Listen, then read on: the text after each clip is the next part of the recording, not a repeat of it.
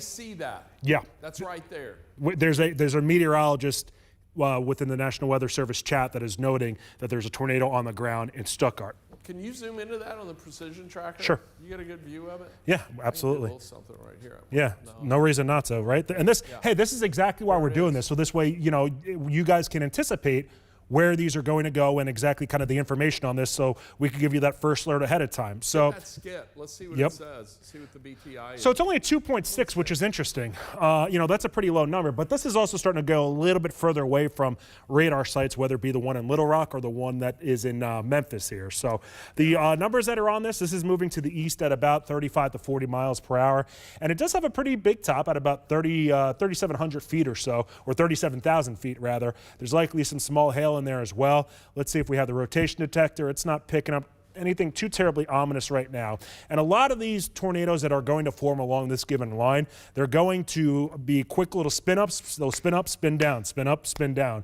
That's kind of how these typically work with this sort of setup here when they're riding right along the cold front that is moving itself to the east here. So the good news is, while I'm kind of flipping through this, whether it be the radar, the storm winds, or the rotation detector, there's nothing making me say, uh-oh, to put it politely here. But with that said, there's at least some rotation that's out there, and as I told you, there is a confirmed tornado that is apparently on the ground in that general vicinity here over in that neck of the woods for portions of real, I guess, east central Arkansas. Hey, Eric, I'm going to go check and find out what our YouTube situation is, and I'll be back in just a second, all right? Sounds good, RC.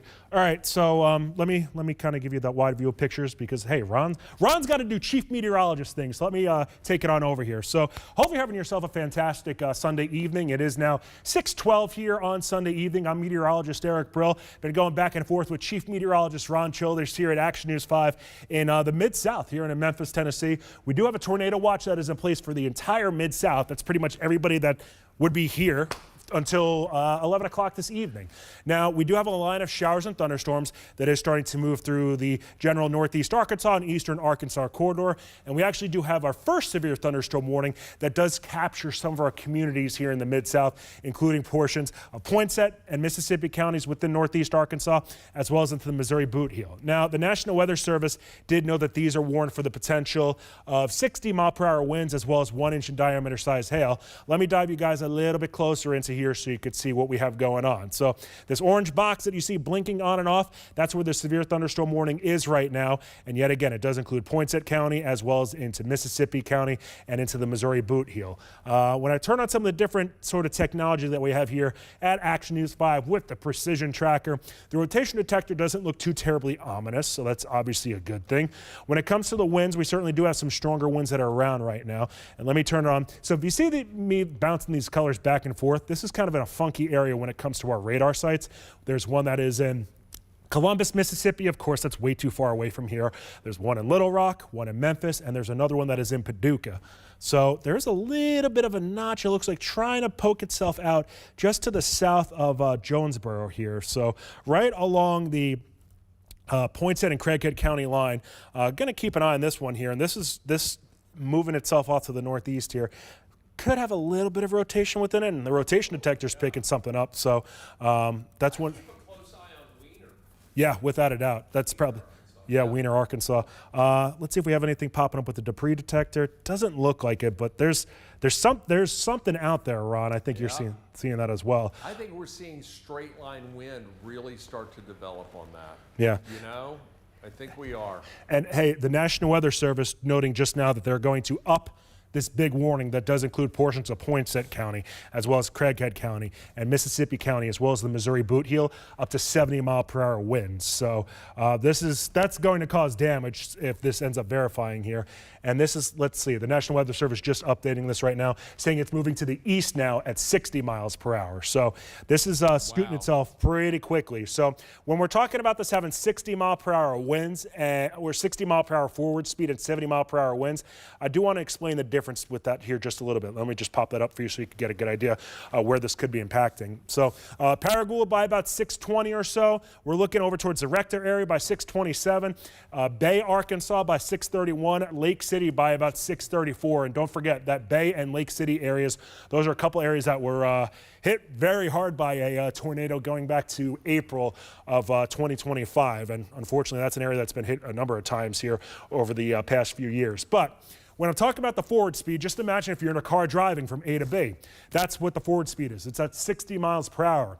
The winds that are attached to that are at about 70 miles per hour. So your first alert, if you're over into Blytheville, by the time we reach about 7 o'clock this evening, you could be experiencing some 70-mile-per-hour winds. If you're in Steele, if you're in Cooter, if you're in Caruthersville, really all throughout Pemiscot County in the Missouri Boot Heel, some 70-mile-per-hour winds could be approaching you and then moving through you between about 6:45 to 7:15 this evening. This is going to move itself eventually towards Dyersburg, or Dyer County, Dyersburg, Lauderdale County for Ripley, Tennessee, over about the next hour and a half or so. And Ron, worthwhile to note that there is an operator apparently into Crittenden County that is noting that there was a confirmed 67.5 mile per hour wind in Jonesboro. Ooh. So do some damage. Right. Now, well, even if that's not, officially confirmed at 67.5, say it's 10 miles per hour less than that, that's still severe criteria as far as, saying hitting 58 miles per hour. So that's going to pack quite a punch here into northeast Arkansas and into the Boot Heel. Let's put a track on it. Let me go for it, man. Another look at it here once again. Check it out. First of all, let me zoom into the area. Whoops. I'm going to clear this out of here. That is not an accurate track. Don't pay attention to that. Let me hit the zoom. I'm going to zoom in on it. Lightning's starting to tick up all along that line too, Eric. As a matter of fact, having a tough time there.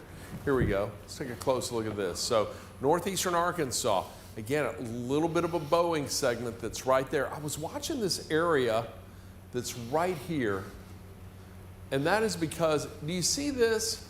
You see that little area that's developing right there? As this whole line is moving off to the east, it also gets a little wind that kind of builds in back behind it. And you're seeing it back here as well. You can get a quick little spin up right there on the north and southern segment of that. The strongest wind is going to be right there on that leading edge. I'm going to track this here, and I may be tracking it too slow. I'm tracking it about 45 to 50 miles per hour. Nettleton, Brooklyn, Burnt Hill, Bay, Lake City between now and about 6:41. Right around 6:45, Monette, Leachville at about 6:51, 6:55 in Caraway. And those times may be about 2 or 3 minutes too slow, but just know that is coming your way. And for these little areas that are behind it, it's like there's a little bit of a bowing segment or a little bit of vorticity that's trying to form. And let me hit that with the scope. Doesn't look too ominous right now, but it is certainly worth watching.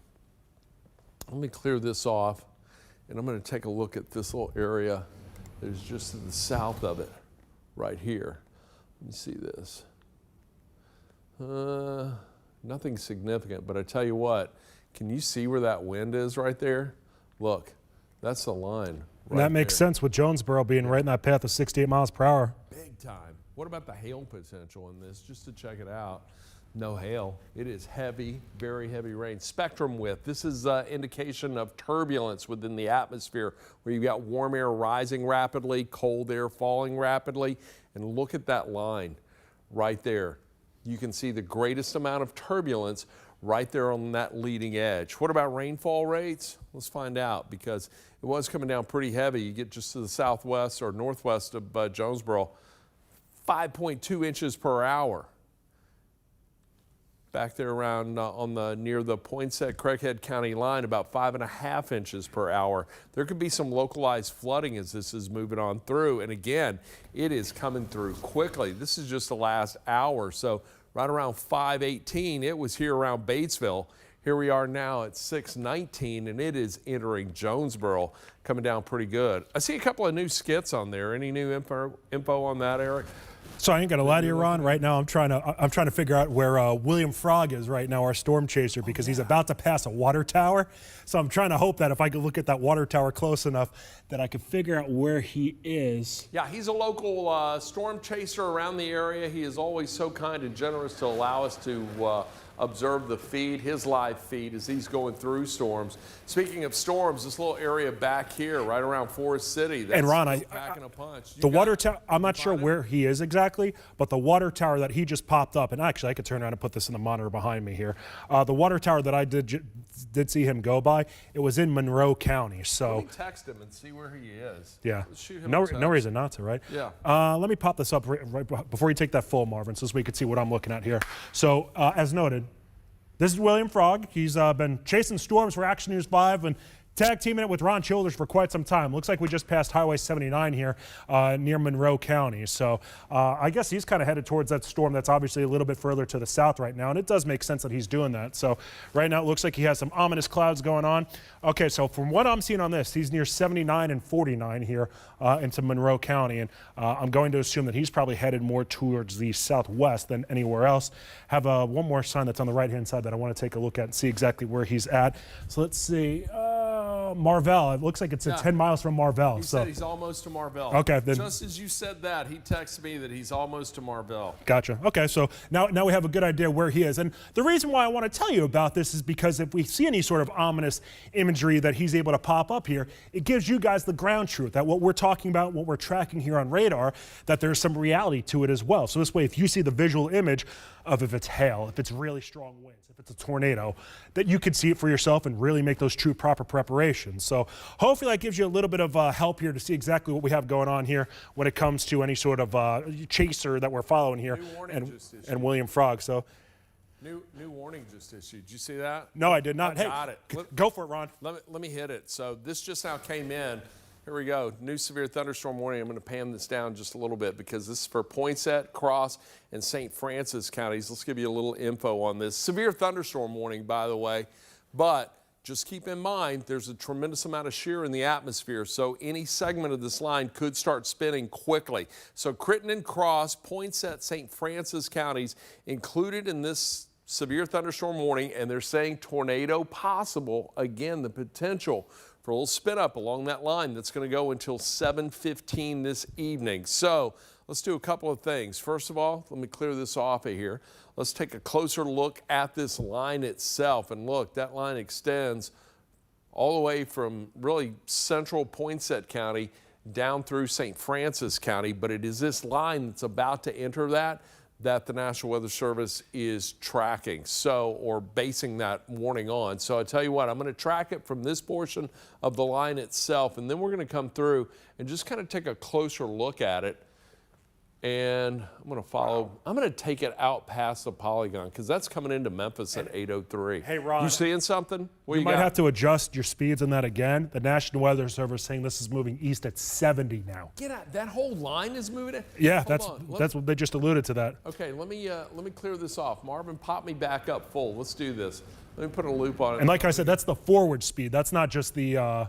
That's not the winds within it. Right, exactly. Wow, that is the forward momentum of that line. 70 miles per hour. And worthwhile to note too, while quite frankly, Ron's got to adjust some of his times here because these are starting to really accelerate with their forward speed. Worthwhile to note too that the National Weather Service, they're going to issue a tornado warning that does include Craighead, Dunklin, Greene, Mississippi, and Pemiscot counties. If you're not sure exactly where that is, that's pretty much the region of the Missouri Boot Heel, and it's a far northeast Arkansas, and it is near Blytheville as well. So, Ron, I guess there's a certain amount that we got to talk about this on the fly. We ought to just go on our the main channel? On our main channel, because that is coming into northwest. That's coming into northwest Mississippi County now. Hey, Ron, Mike Johnson from the National Weather Service in Memphis saying that there was a 75-mile-per-hour wind gust at the Jonesboro Airport. Okay. So, yeah, this is starting to obviously kick in a gear here. So yeah, I tell you what, let's hey Marvin, let's go ahead and take us over to our live channel right now.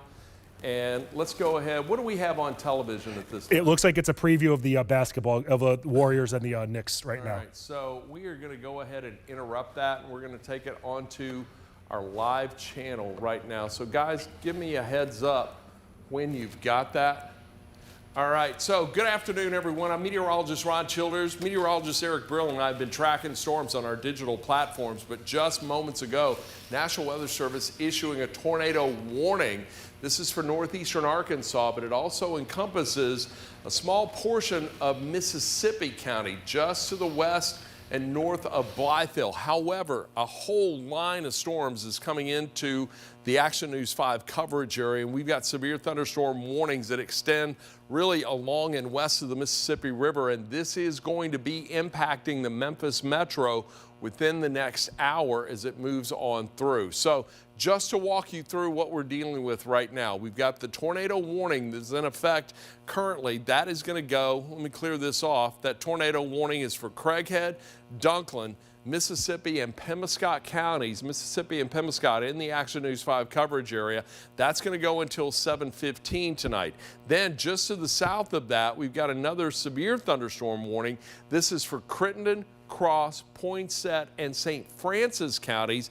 A tornado possible within this line as it's moving on through. That's going to go until 7:15 tonight. So a lot of activity on the First Alert Doppler radar. With me right now is meteorologist Eric Brill. He's been standing by taking a close look at this. And Eric, you want to talk more about that line and specifically what's coming on into northeastern Arkansas? Sure, absolutely, Ron. So this is something that Chief Meteorologist Ron Childers and myself, we've been monitoring now for about the past hour here. And if you're in northern Mississippi right now, you are under a tornado watch. If you're in western Tennessee, you're under a tornado watch. But right now, you do not have a warning in place, which is why we aren't talking about you. Of course, if we do get that warning, we are going to talk about you. So not talking about you, it's a good thing right now. But with that said, I do want to dive us into where we have this tornado warning in place here. As Chief Meteorologist Ron Childers did allude to, this does include portions of Mississippi County and into the Missouri Boot Heel, as well as Craighead County. If we look at the storm winds that are on this, notice some of these greens and reds that are starting to become a bit brighter here just to the east of Jonesboro and to the north of Lake City. This is where we are keeping a very close eye on things just to the southeast of Brookland as well. So we did actually get a report that there is a fellow grade meteorologist. He works over in Jonesboro, but he's storm chasing this evening. His name is Micah Stevens. He is near Lake City looking to the northwest. No obvious lowering under the shelf cloud, but it's hard to see with the rain falling right now. With that said, if you are into Leachville, if you are over into Manila, if you are in Blytheville, even if you don't necessarily get a tornado, see a tornado, the winds that are coming out of this are at about 70 miles per hour as far as a forward speed's concerned. So that's going to pack quite a punch if we do get that to come to fruition here and if it does verify. Let me put a track on this so this way you can see what we have going on with some of the timing on this as this does accelerate off to the east at about 70 miles per hour, because this is going to impact an area like Dyersburg in the not too distant future. So if we extend this out to 70 miles, Bay and Lake City, essentially it's right on top of you right now.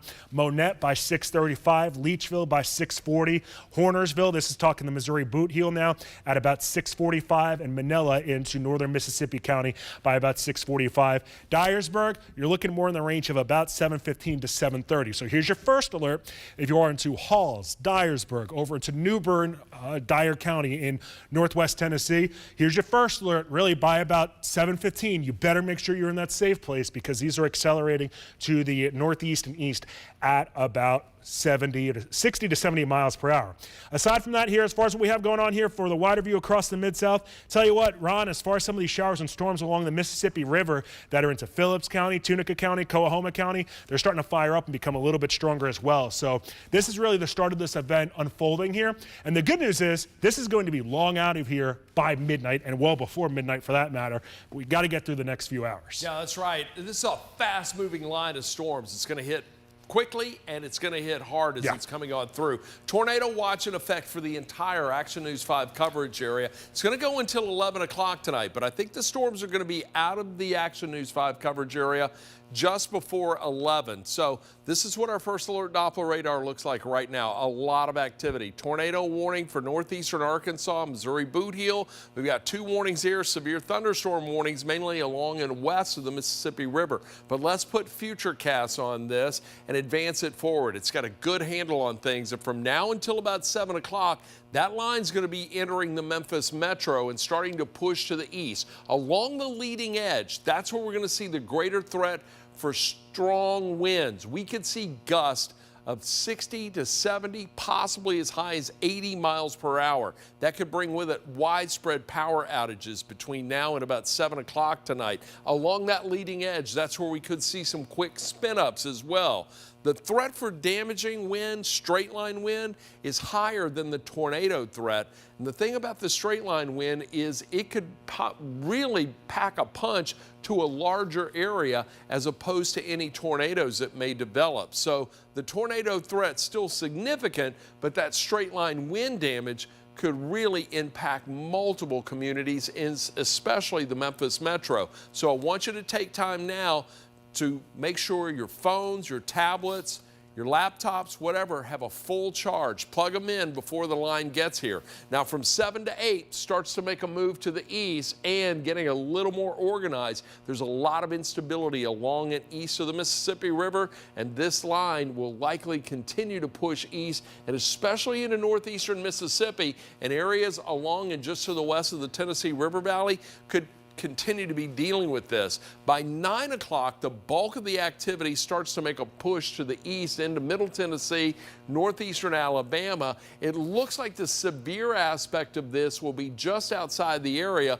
but really from about 9 to 10 is when it should move on out. And I think as we get to 11 o'clock tonight, calm pattern for all. So the good news is this is not going to be moving through while people are sleeping tonight. And again, it is going to come through very quickly. But look, we're seeing rotation along the line already and strong winds. Eric, you want to talk a little bit about what you're looking at here around Brooklyn, Lake City, and Caraway? Sure. So what I'm looking at right now, these are the storm threats with that immediate storm. And while this is in Craighead County right now, this looks to move on over to Mississippi County as we roll over the next few minutes here. And the one area that I'm really keeping an eye on here, and this is just kind of looking at experience and just different storms that we've had here around the Mid-South. Once you start seeing these little red areas pop up, you see just to the north of Lake City, right above Lake City, just to the west of Monette, those areas in red really start to capture my attention, and that's when we could be seeing some potential strong winds, if not even some tornadic activity.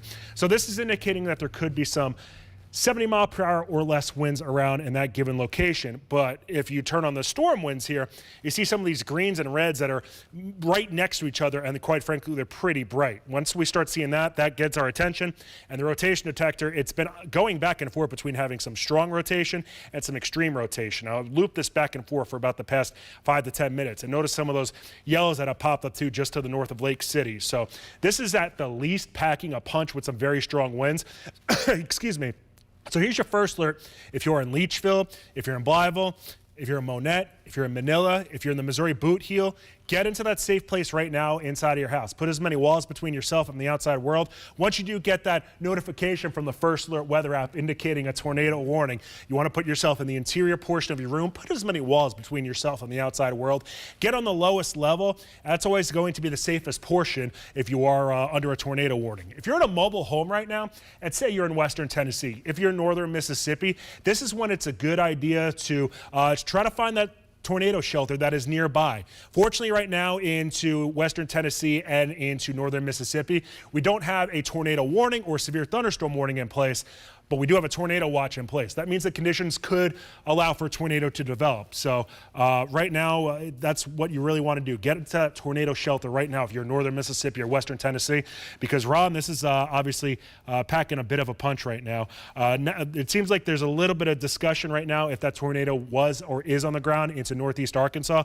Nobody's confirming it right now, but there's at least some very strong rotation, some rotating clouds that are going on in that portion of the Mid-South. I believe today, this afternoon so far, we've had confirmation of 2 touchdowns just outside of our area, but in close proximity to eastern Arkansas. What I want to do right now is just kind of walk through this line, and let's put some tracks on here. So let's give you an idea of who's impacted and give a first alert to folks that are going to be dealing with this as it's coming on through. First, I want to track this tornado warning cell, or the cell with the tornado warning, but I want to zoom in specifically on the area where we see the greater potential for rotation. And right now, what I'm really seeing is a straight line wind threat with this, right there along that edge.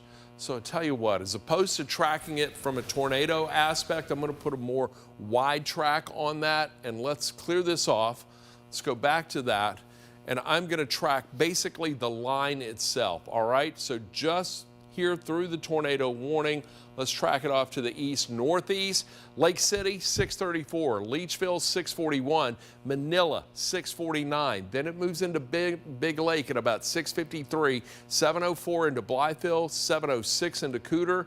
You'll get it into Caruthersville at about 713. Then should start to move into Ridgely right around 722. All right, so that is for this portion of the storm within the tornado warned polygon itself. Let's move a little farther south now, because we've got a potent line that's starting to move, that is moving through Poinsett County. That's going to start to make its way towards the Mississippi River. So let's put a track on that, and I'm going to track it from the areas of highest reflectivity. In other words, where the heavier precipitation is occurring right now and the potential for the stronger winds. I'm tracking it from that little cluster of storms right there, but this whole line coming through. So Wynne, Arkansas, 635. So it's on top of you right now as it's moving in. Parkins, 645. Earl, 651. We'll see it move into Turl at about 658. Kaiser, 659. Then 706, it gets into Osceola. Marion at about 613. And then 721 as it moves on into Millington. Now let's pan a little farther south now, and let's pick up on this line that's starting to make its way into St. Francis County. That's going to be the portion of the storm, of the line of storms that I think is going to impact the Memphis metro. So let me clear this off. Let's put a track on here. Eric, I'm tracking these at about 60 to 65 miles per hour because they really do seem to be moving that quickly on through. I'm going to bring this through the Memphis metro, all right? So Memphis, 740. So within the 7 o'clock hour, we're going to be likely find strong wind, very heavy rain, and some of these cells may break out in advance of it. That could help to stabilize the atmosphere a little bit, but that main or more potent portion of the line itself, that's going to be entering Memphis 740. Now it gets into Palestine right around 646, then into Forest City 653, Lexus 704, Helena 720. Then we'll see that move into Tunica at 725. Bartlett comes to you at 746. Collierville, you're in the path as well, closer to 8, right around 757. But I want you to be prepared right now. Know where to go in your home should a warning be issued, the safest place in your home, and make sure your family is well aware of it as well. What to do, where to go, and how to ride this out. Now, let's put another track on this southern portion of the storm, and I'm going to track it down here. I tell you what, I think I got to clear this off first. Let's do that, and then I'm going to track it from right here on through Phillips County into northern Mississippi. This is going to hold together, all right? That line's going to come together and may even intensify as it gets closer to and just to the east of the Mississippi River. But Marvell should be bearing down on you at about 642. Elaine, 652. Helena, 701. Then it makes it move into Tunica at about 712. Mark, 731. Senatobia, 737. Batesville at 749. But before the night is over, the entire Action News 5 coverage area will have to deal with this line of storms because it is going to move all the way across the entire Mid-South. So everyone in West Tennessee, northern Mississippi, you've got a big line of storms coming your way, packing wind. Not really concerned about hail, and I haven't even seen much in the way of hail with this. Agreed. But the potential for some spin-ups on there, and look, that's the hail tracker right there. There's nothing to show you. But let me throw spectrum width on here because this shows the turbulence. This area that you see that is in orange and red, that's where we've got the stronger winds. That's really starting to enter eastern Arkansas, and that's going to make a push to the east as the storm continues to intensify and impact more of the Action News 5 coverage area. Now, one of the things I want to point out, Eric, is this area right here, these little showers that are developing right now, that could take a little bit of the momentum out of the southern portion of that line, along and south of the 40 corridor. But still some uncertainty there and we still got a pretty decent line to deal with. What do you think? Yeah, you haven't said anything shocker of the day that I've disagreed with, Ron. I will say that as far as some of these storms that have just developed that Chief Meteorologist Ron Childers was referring to in northwestern portions of Mississippi into Tunica County, these do have a BTI on them, or a Barron Tornado Index, and this is a scale that ranges from 0 all the way to 10. Once that number starts to climb closer to a 7, that's where we start saying, oh boy, you know, and it's in the 3s now. Right. We were looking at 2s earlier. Right, and that's what I was just doing. I was looping it back and forth. It went from a 2, now it's to a 3, and the projection of this is towards Shelby County. Now, this isn't severe warned or tornado warned right now, but it is one that is trying to pick up some strength right now. So yet again, left-hand side of your screen, the BTI, that's the number that's on the bottom, on the box to the left, the bottom number where it says 3.2. That's the number that's really the most important to really kind of keep an eye on right now if you're at home watching us on Action News 5. There is another little skits that is to the south, but that's at a 2.5. So at least those numbers aren't too terribly high. But Ron, if I start taking us up to the north here, into northeast Arkansas, and there's a wide view of things. Yet again, we're still free of warnings right now into northern Mississippi and into western Tennessee. But if I take us up to the north right now, especially for some of our friends in the Missouri Boot Heel and into northern Mississippi County, that's where we have seen some significant numbers really start to pop up here. This yellow arrow that's in the middle of your screen, that's a BTI number that is a 6.3. So that's a pretty significant number that is associated with that. And this is moving off to the east at about 50 miles per hour. So your first alert, if you are into Hornersville, if you're into the Missouri Boot Heel, Steele, Cooter, Caruthersville, Hayti, a good idea to get into that interior portion of your house right now. Let me put a track on this. These are moving off to the east at about 70 miles per hour. So even if the worst of this doesn't necessarily impact Dyersburg specifically, it is going to be very close to Dyersburg. We're looking at Manila at about 648. Into Hornersville at 650, Gosnell in Mississippi County at 658, Steele, now we're looking more in the Missouri Boot Heel at 705, 706 for Cooter, 707 for Hayti, and over into northern portions of Dyer County by the time 715 rolls around. And what you can anticipate out of this is the potential 70-mile-per-hour winds, some very heavy rain, and some small hail, roughly about the size of a quarter. And, you know, I think most people know what the size of a quarter is, just for perspective here. You know, just pocket change, that's all we're talking about here, is about the size of a quarter when it does come to this. And Ron, the National Weather Service now noting that the warning that is in St. Francis County, and this is the one that we're talking about could impact Memphis and Shelby County, that's being up to 70-mile-per-hour winds that could be associated with that. So these are certainly starting to pack a bit more of a punch right now, and they're about to really cross over the Mississippi River within the next half hour. I want to point out something, though, with that cluster of storms you were looking at right there around northeastern Arkansas, Eric. So, yeah, we've got the tornado that's right here that we believe is in this area right here, moving off to the northeast. But what I want everybody to keep in mind, we have the tornado warning here, but this whole line, this entire line, a tornado is somewhat surgical in the damage that it does when moving through. When it comes in contact with the ground, typically can do some serious damage, but to a small area. However, you get a swath of wind that extends all the way from right around the Missouri Boot Heel down into Poinsett County, moving off at 70 miles per hour. That can really do widespread damage. So we're talking about anybody that is within this entire line of storms, this whole area right here, the potential for widespread wind damage is there. As those winds are at about 70 miles per hour, you get a sudden gust like that, and that line itself moving along at about 50 to 60 miles per hour.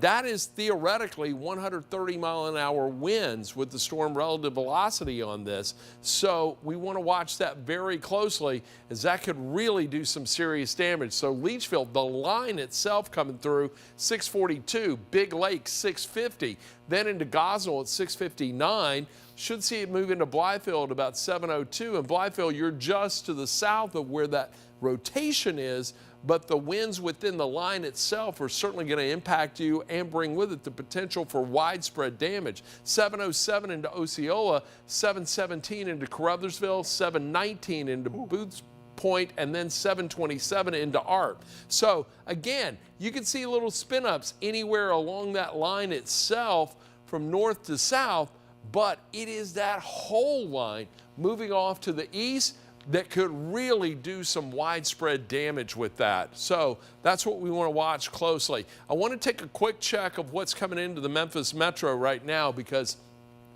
I'm watching this little line that is just to our west, starts to intensify a little bit. Taking a look at the lightning strikes on this, they're starting to uptick.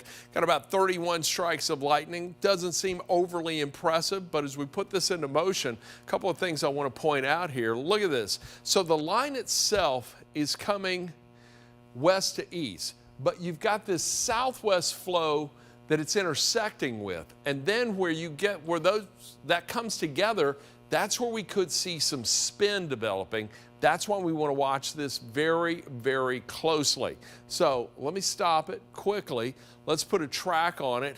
I'm going to track a couple of things, all right? First, tell you what, let me do this with this track. Because these cells are moving off kind of to the northeast. So I'll track it from right here just to give you an idea of some communities that will be impacted by this portion of the storm. South Haven 703, South Memphis 707, then into Memphis 713. Should get into East Memphis at about 717. Bartlett 723, Millington 732, 741 into Arlington, 745 into Galloway. Then we've got the storm that's just behind it, or the main line itself that is just behind it. That is going to come in, and some areas may actually get like a 1-2 punch with this. So as we track this from this area right here off to the east, I'm going to take it on through Shelby County. Palestine 649, Forest City 655, Turl 709, Marion 723, West Memphis 727, Memphis 743, Germantown at 754. So one of the things I want to watch is this coming out of here, this coming in here, and if these two meet up anywhere, there could be some rotation within it. So that's something we're going to be watching very closely within the next several minutes. And also the heavy rain that's going to accompany this. You're going to get some very heavy rain quickly. Right now, just around DeSoto County along 61, just to the east of 61. Why is that not registering? I don't know why. Let's see. Tunica County, more than 2.5 inches per hour, and there's no hail in that. It is just very heavy rain. Back to the west, around just to the west of Forest City, north of 40, it's coming down at just under 1/2 inch per hour. Let's see. Try that again. I may be getting some bad data in here. Yeah, closer to 2 inches per hour is what we're looking at. So a big line of storms. It's moving off to the east very, very quickly. Let me get out of this. I'm going to put a loop on it. Eric, I'm coming to you. It looks like you've got a pretty good track, but now we've got warnings, severe thunderstorm warnings, mainly along and west of the Mississippi River. One tornado warning now transitioning north into the Missouri Boot Heel, but a lot of activity, and it's all converging on the Mississippi and going to soon start to move into West Tennessee, northern Mississippi. Eric, what do you got? So let's see, Shelby County, now we're getting put under a severe thunderstorm warning here. That does include Crittenden, DeSoto as well. So I've been kind of on the side here monitoring specifically this area that I think the National Weather Service is about to warn for the potential of a severe thunderstorm. And this is warned for the potential of 60-mile-per-hour winds as well as 1.5 or ping-pong sized hail here across the Mid-South. And this is moving to the northeast at about 60 miles per hour. So worthwhile to just note that out loud here. The boxes are the colors that you see blinking on and off right now. They go back and forth from being black to orange, and some of those are even red further up to the north. The areas that are in orange, that's where there are severe thunderstorm warnings. The areas that you see blinking that are black and red further up to the north, that's where there are tornado warnings. Fortunately, we haven't had anything confirmed on the ground when it comes to tornado warnings, but I want to dive you into DeSoto County and into Shelby County right now, and even more specifically, this little cluster of storms that you see that I'm circling with this magnifying glass that's just above and to the right of Hughes and below and to the left of Memphis. What I want to turn on now is the ability to see kind of inside the storm per se. This is known as a SCIT, and it's a storm center information track that we have popping up here. Let me turn around and give you some of the information on that. On the left-hand side of your screen, this is saying the potential of any size hail is 100% of a chance. The ability to see severe hail, which would be a quarter size or greater, is an 80% chance. This is also noting that the BTI, or the Barron Tornado Index, is a 3.4, and this is headed towards Shelby County, and even more specifically into Memphis. Notice the left-hand side of your screen as well. This is saying West Memphis. It will be moving into your area at 7:02. Marion at 7:05. Beale Street, Tomley Park, and Memphis as a whole at 7:07. Mud Island at 7:08. The Memphis Zoo at 7:10 here. So your first alert, if you're in Memphis and Shelby County, you have about 20 minutes before this is going to impact specifically the western side of Shelby County and more specifically downtown Memphis as this does approach our neck of the woods here. So, Ron, I'm not seeing anything on any of our cameras that's indicating anything too ominous right now because they're not pointed necessarily towards the southwest. And it looks, I don't want to say tranquil per se, but at least it looks pretty tame right now. Pop that up, Marvin. Can you pop up the Midtown camera while Eric's talking over that? And let's show you what's going on there. Yeah, it does look tranquil. Yeah, and I just did see some lightning though too. So it's probably, I think if we look at this again in about 15 to 20 minutes, it's going to be a completely different picture. Now, if we could turn around and take links one more time, so this way I could talk about the precision tracker here, that we do have this little area of black that's popping up on your screen. What I'm going to do now, let me turn the information off, let me turn the warnings off here, and I want to zoom you in a little bit closer to see what we have going on with this area in black that is into the southern portion of Crittenden County, okay? So this is really looking at the size of the hail here. This is saying that there is a potential of golf ball sized hail that could be associated with this. And keep in mind, this is a storm that is headed into Shelby County. So if we have any sort of hail that falls out of this, there's at least potential it could be golf ball sized hail. Let me put a track on this for you as well, so this way I can give you that first alert. And I'll put you onto the how hard is it raining mode right now, so it gives you a good idea with that. But these are moving off to the northeast at about 60 miles per hour. And unfortunately, I'm a little bit too close to be able to stretch this out. So let me try stretching this out one more time here to give you a first alert. And you can see who's going to be impacted by this given storm at what given times. And this is going to make a beeline, I have a feeling, up Highway 51. So let's talk about it. West Memphis, 6:59. So in 8 minutes, you have the potential of seeing some ping pong ball size hail. Beale Street at 7:02. I know I just did say 7:07. So say just after 7 o'clock, this could impact you. Mud Island by 7:04. Millington along Highway 51 at about 7:19. Munford at 7:28. Atoka, as we start to dive a little bit further to the north into northern Tipton County, really central Tipton County, by about 7:29. Brighton at 7:33, and then Covington at 7:40. So keeping a very close eye on that right now. Let me give you the big picture here before I send it back on over to Chief Meteorologist Ron Childers so you can see what we have going on with the warnings. Yet again, those areas in black and orange that are blinking, that's where we do have those severe thunderstorm warnings. Notice that pretty much engulfs all of northeast Arkansas right now, and we still do have that one tornado warning that is in place for portions of Mississippi County and into the Missouri boot heel. See if we do have a storm center information track or skit on it, as Chief Meteorologist Ron Childers likes to refer to. That gives us a little bit more information with some of these that are inside of here, and that still has a BTI of a 5.9. So, Ron, I guess the good news out of that, it has come down a little bit. Instead of being in the middle sixes, now we're looking in the more of a range of a 5.9. But these storms and the activity overall, it has picked up quite a bit here, and it is about to cross over the Mississippi and really impact the heart of the Mid-South. I got to tell you, I'm still more concerned about the widespread straight line wind damage with this than I am the tornado threat with this. And yeah, tornadoes are scary, but again, impacting smaller areas. But that whole line, that could sweep through an entire county and leave leveled trees behind. Now, I want to take a quick look at this little cell that's right here that Eric was tracking a moment ago, just to give you some more specifics on this. Again, we've got a severe thunderstorm warning that's in effect for Shelby County right now. This is exactly what we were tracking just a few minutes ago. So Crittenden and Shelby County, that's going to go until 7:30. But what I want to do is zoom in just a little tighter. Eric was looking at the potential for golf ball size hail in this. We have the ability to slice the storm and just take a look right in the center of it. And right now, I can tell you, the lightning has really upticked. There were about 31 strikes of lightning earlier, 42. Okay, doesn't seem really significant, but let's slice this. Hey, Ron, that BTI kicking up to a 4.1 now as well for that cell. For this cell Correct. specifically? Okay, so we're starting to see a little rotation. We'll take a look at that in just a moment. Right now, let's look at it from a three-dimensional perspective. And look, this little area right here, this purple, we're seeing some elevated hail in there. So it's at about 10 to 15,000 feet, 20-foot mark right here. That storm extends up to about 25 to 30,000 feet.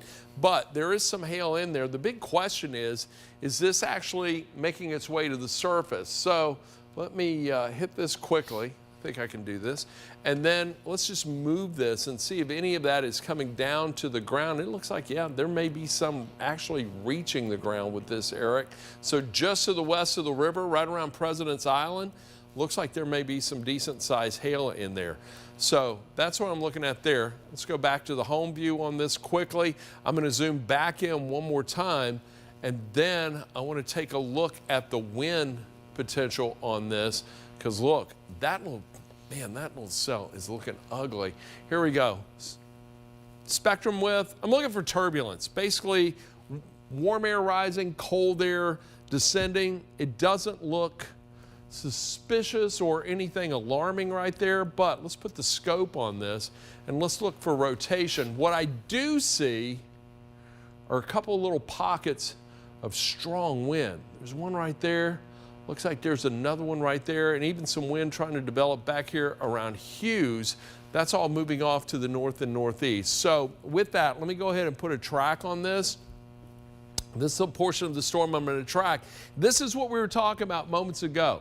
We get the 1-2 punch with this coming out of Mississippi, follow with this storm coming in from the west. Now, this could take a little bit of a bite out of what's coming through here on the southwest, but we still got to get through this first. So let's track it. Eric, I'm tracking this at about 60 miles per hour. Pretty Correct. good on the speed with that?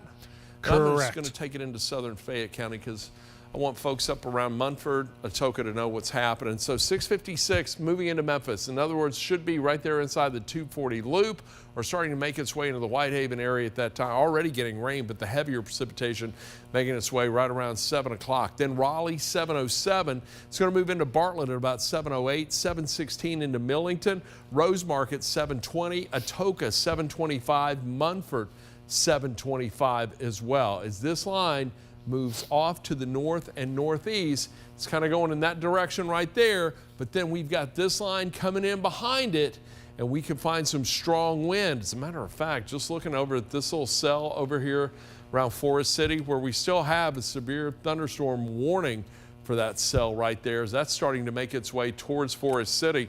Let me put a track on this real quick. I want to give our folks in St. Francis County their first alert as to what's coming there. It looks like there may even be some hail to the west of Caldwell. Whoops, I hit the wrong thing. Let me hit the track here.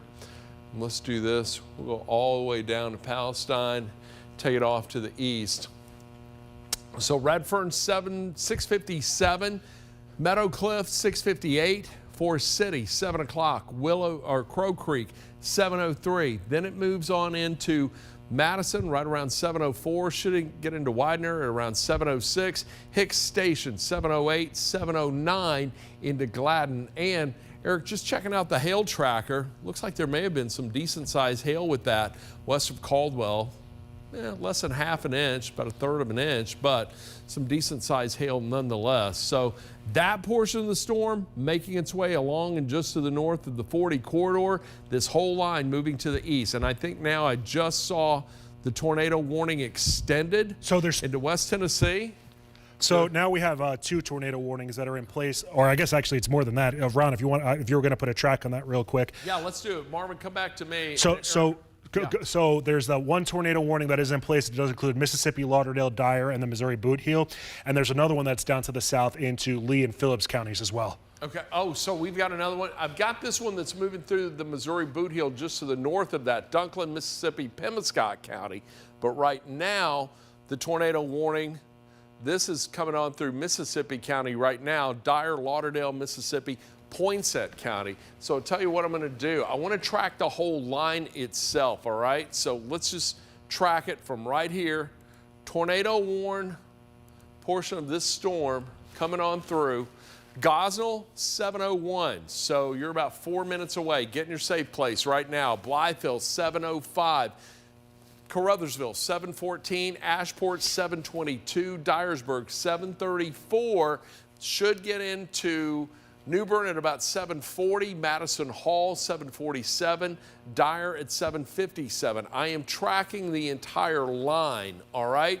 Just because we're getting little spin-ups within the line itself, I want to give a first alert to all of these communities that a portion of this storm with 2 tornado warnings in it is coming in your direction. So get to the lowest portion of your home, get to your storm shelter, get there right now. We got another cell that's developed back here, new tornado warning.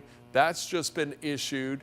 This is for St. Lee and Phillips County. That's going to go until 7:45.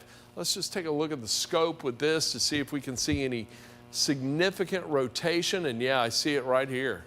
Look at that little area right there. That's pretty intense.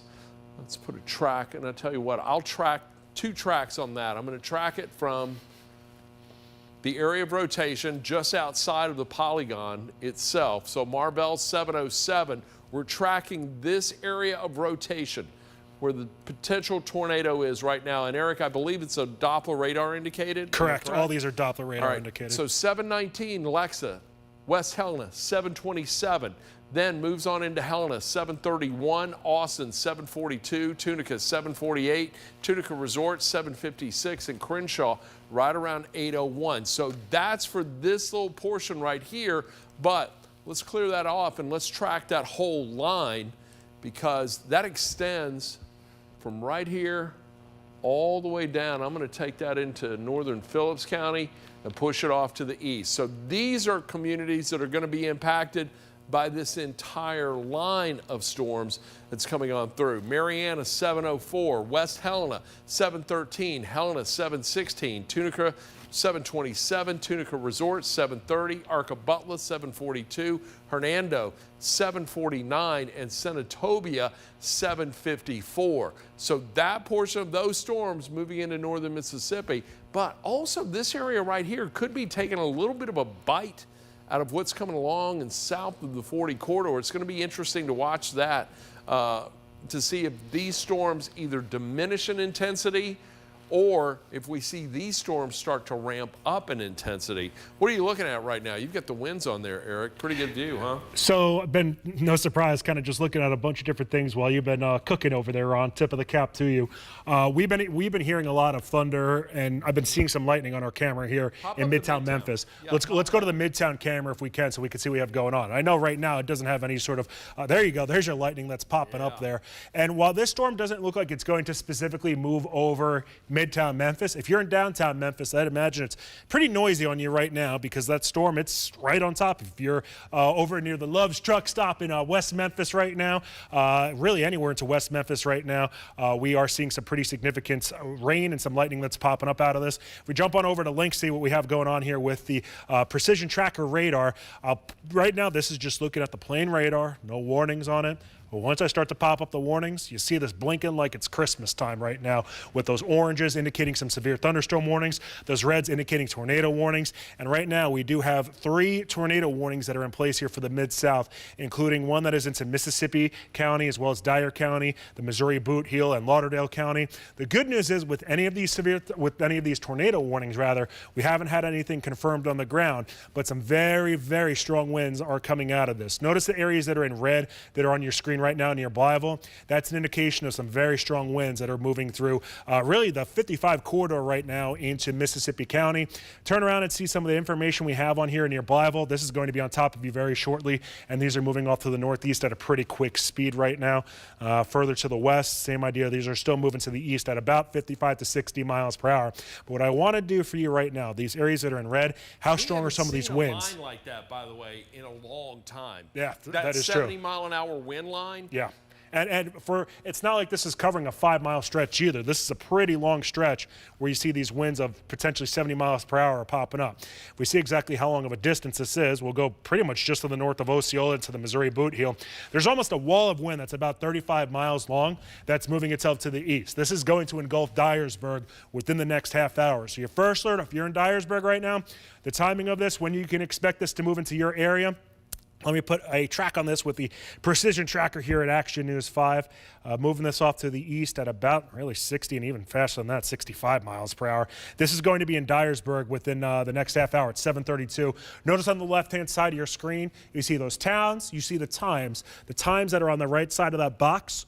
We expect the main line of wind and rain and storms to be on top of you on the communities that are on the left. So Haytype at 7:09, Caruthersville at 7:15, Dyersburg at 7:32, Hall 7:38, and the possibility is there that some of these could have a bit of a twist to them and they could become tornadic, and that's why the National Weather Service does have that tornado warning that does include Blytheville, Arkansas. It's just outside of Dyersburg, Tennessee, but it's right in that vicinity right now. So if you know anybody in Blytheville, get into that interior portion of your house, put as many walls between yourself and the outside world. Further to the south, we have a new severe thunderstorm warning that is in place, and this does include South Haven, Hernando, Collierville, Germantown. Really, Ron, the heart of the Mid-South is under this new, County, yeah, pretty much. yeah, a very small exception, yeah, essentially all of Shelby County right now. South Memphis is not in that. You get right around Riverside Park, Yeah. that is not in that. However, severe weather surrounds you. Storms back to the west, down to the south, off to the north, and that storm that's back around Forest City. And Eric, check that out, it's bowing. It you is. See the bow on that? Yeah, without a doubt. And Ron, I do want to note too, Yeah. that line that is further to the north, that's pretty much parallel to 55 right now, into the Missouri boot heel, and south of that into Manila, we have had reports of damage. So if you're in Dyersburg right now, you have about 20 minutes before this is going to impact you with the potential of 70-mile-per-hour winds, an isolated tornado, some very heavy rain, and some small hail. This is where you want to get into that safe spot right now. Here's your first alert to that. If you're in Dyersburg, if you're into the Missouri boot heel, all throughout northwest Tennessee. Now look, we've got the tornado watch that's in effect. It's going to go until 11 o'clock tonight. I think the storms are going to be out of the area just before 11 p.m. As a matter of fact, by 10, it should be pretty tranquil over the Mid-South. But no matter where you are, a tornado is possible. However, damaging straight line wind are going to be just as impactful, if not even more so. Tornadoes tend to have an impact on smaller areas, whereas you get a broad swath of winds at 70 miles per hour, that can take down trees across a county, as opposed to a tornado which comes in and impacts a couple of communities. So right now, again, this line, the main line bearing down on the Action News 5 coverage area. Let's go back, put some more tracks on it. Let me put a loop on this just to give you an idea of what it is we're looking at. So we've got these storms that are starting to develop in advance of the main line, which is pushing out of eastern Arkansas and making a move off to the east. But with the strong southerly flow that's in advance of all of this, you've got this line moving in from the west, you've got that southerly flow coming in like this. Anywhere in this area, we could get some counterclockwise flow along that leading edge, and that could prompt additional tornado warnings for the Mid-South. So right now, again, the tornado watch goes until 11 o'clock, but we've already got a couple of active tornado warnings that are in place. So let's zoom in, let's walk you through, put some more tracks on this. Dyersburg, you are under a tornado warning right now, but the main line of storms is much more widespread. So here's the info. First of all, we got a tornado warning in effect for the Missouri boot heel, Dunklin, Mississippi, Pemiscot County. You're included in this, northern Mississippi County. Let me clear that out of here. Then we take a look at the tornado warning that is just to the south. That is for a portion of Mississippi County, somewhat overlapping this area right here. But Dyer, Lauderdale, Mississippi, Pemiscot County, that's going to go again until 7:45. Let me clear this off. You're also under a severe thunderstorm warning. That's for this entire line. So that is for Dyer, Lake, Mississippi, and Pemiscot County. Again, tornado possible, 2 tornado warnings within that line itself, and all of that moving off to the east. Let's put the features back on here. Let's track that portion of the line itself, and instead of tracking, I'm going to do 2 tracks. We'll start off with the broad scale track, all right, for the whole line. Let's just track this whole line from right there around Pemiscot County. I'm going to take it down south through the polygon. We'll advance this to the east. I'm moving it at about 60 miles per hour. Line itself moving around 60 to 65 miles per hour. So this whole line is going to move into Osceola about 7:10. Then Caruthersville, 7:14. Ridgely, 7:23. Dyersburg, 7:32. Newbern, 7:37. Then into Mason Hall, 7:45. Should be into Maury City right around 7:50. And then Trenton, Gibson County, Dave Brown's hometown, that's going to move in at 8 o'clock. Now let's zoom in just a little tighter and let's take a look and put some tracks on the polygons where there's the potential for the tornado itself. So I'm going to need the scope basically just to see where some rotation may be. And I'm really, and Eric, I tell you, when I see this, when I see that, look there around Blytheville, yeah, that's an indication to me this is straight line wind. Hey Ron, if we turn around and take the Apple TV camera right now, we can see at Blytheville what we got going on there. Let's do it. Do it. Take it. So there you go. That's what we're looking at right now into the Blytheville vicinity. Obviously, it's raining pretty hard, and I have seen this camera swaying back and forth a little bit. And if you know those RDOT cameras, they are built pretty sturdy into their location here. So certainly a pretty nasty evening right now in northeast Arkansas. No doubt about it. Let's go back to the first alert Doppler radar. Let me show you a couple areas. So I'm seeing a little rotation right here, but look, that little segment right there, that's starting to bow. That's where we could find, here, let me bring this up back into the middle of the screen here so you can see this a little better. So I'm wondering, first of all, where do we track this from as in regard to tornado potential? Let me put the scope back on here. I'm going to overlap the two. So I'm looking at winds with both, and I see a couple of little areas that may be suspect for a tornado right there and maybe right there. So I tell you what, I'm going to do two things. I want to track this right here. I think this is more significant. That bowing segment right there, I think that could pack more of a punch than a tornado right now. Armorill 713, Barr 716, Hickman 717, into Chick at 721, Stinger 725, then Richwood 730, Porter Gap 732, Dyersburg 737. So this is the band I'm tracking right there, the potential for the strongest, more widespread straight line winds. Now let's track from where we could see a little bit of tornadic activity or rotation. Looks like it's right there.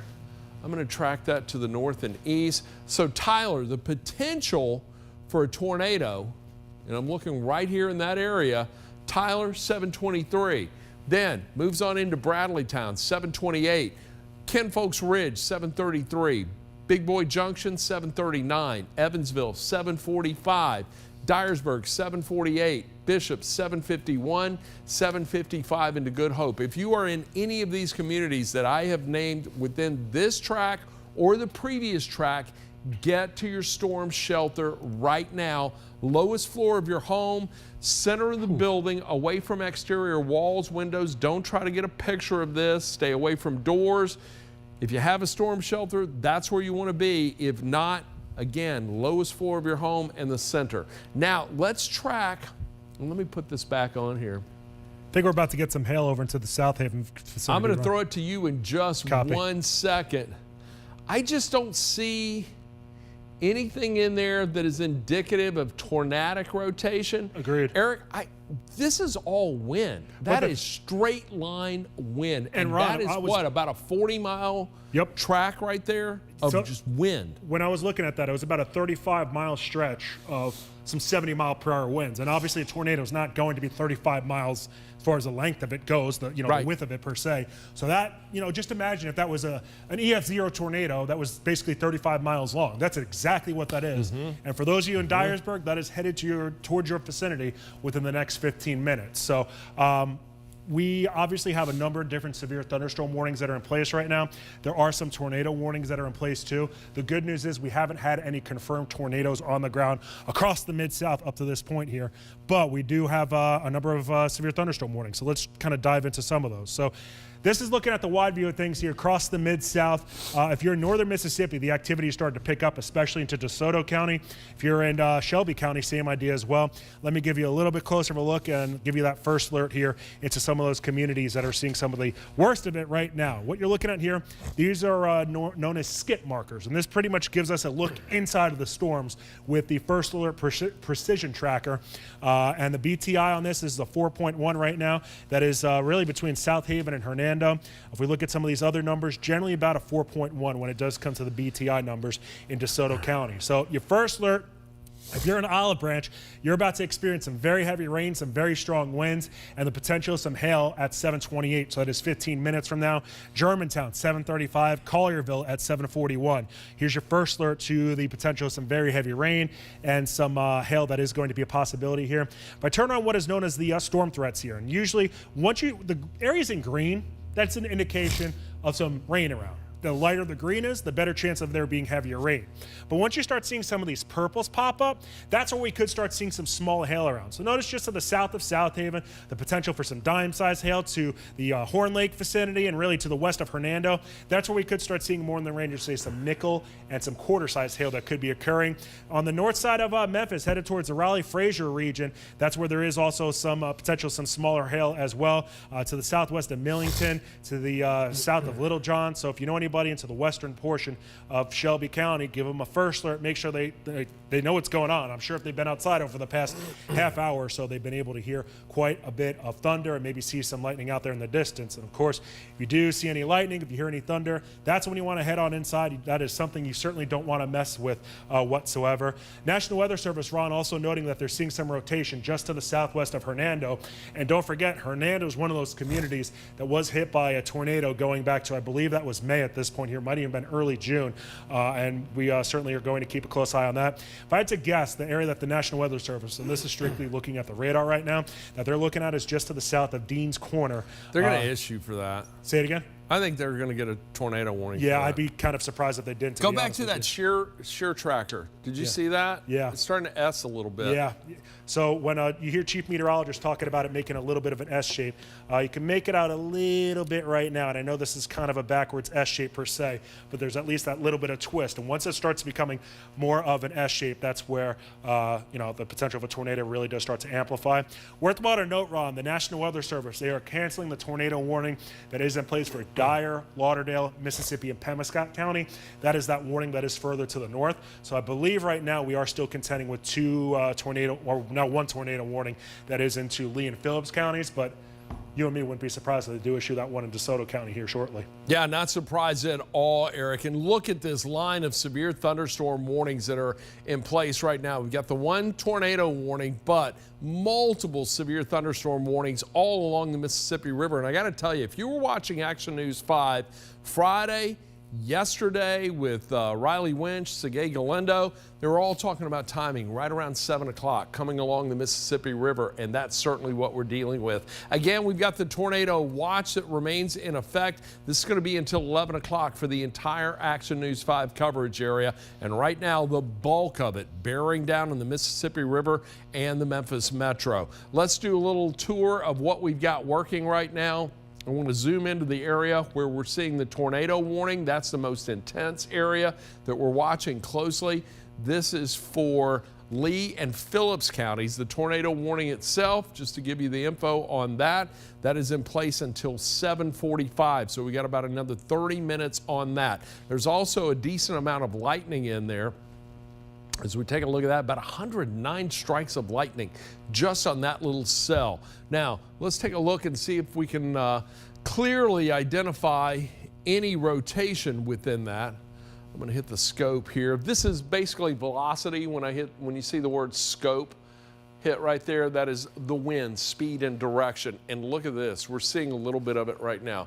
So we've got winds moving toward the radar, winds moving away from the radar. And right there, that's where we got a little bit of rotation. It's just to the south of Marianna, Arkansas. Let's put a track on this. I'm going to track it from right there along the border of Lee and Phillips counties. So if that continues on its trek, right now the potential for a tornado, so area right here, let me draw that out for you. That area right there could be some rotation, possible tornado in there. Phillips Bayou, that's Phillips Bayou, 722. Then it moves into Austin, 736. Should get into Clayton at 739, 742 into Tunica. Hollywood at about 746. Tunica Resorts at 751. So that's the area of rotation. But look, this whole line is packing a punch as well. Just taking a look at the base velocity on this, not overly impressive, but at the same time, you can almost see it better with the radar view and where that heavier rain. That's where we're going to find the potential for the stronger winds with this. So let's put a track on that all the way down off to the east, because this is going to move on through West Helena, 719, then gets into Helena at 724, Tunica, 732, Lula, 736, then into Dooley at 742, Arca-Butler, 748, Hernando, 755. Hernando, you got a decent storm on you right now. You've got this one coming in behind it. Coldwater, that's at 756. So that's for that portion of the storm. That's in the southern portion of our Action News 5 coverage area. But we've got other warnings that extend just to the north of that. And let's put a track on these, because we've got a severe thunderstorm warning that's in effect just to the north of the tornado warning cell. That too is for Lee and Phillips County. Tornado possible, thus the tornado warning that's already encompassed in that polygon. Let's just put a track on this. It's going to be a broad scale track. Excuse me there. Let me hit this.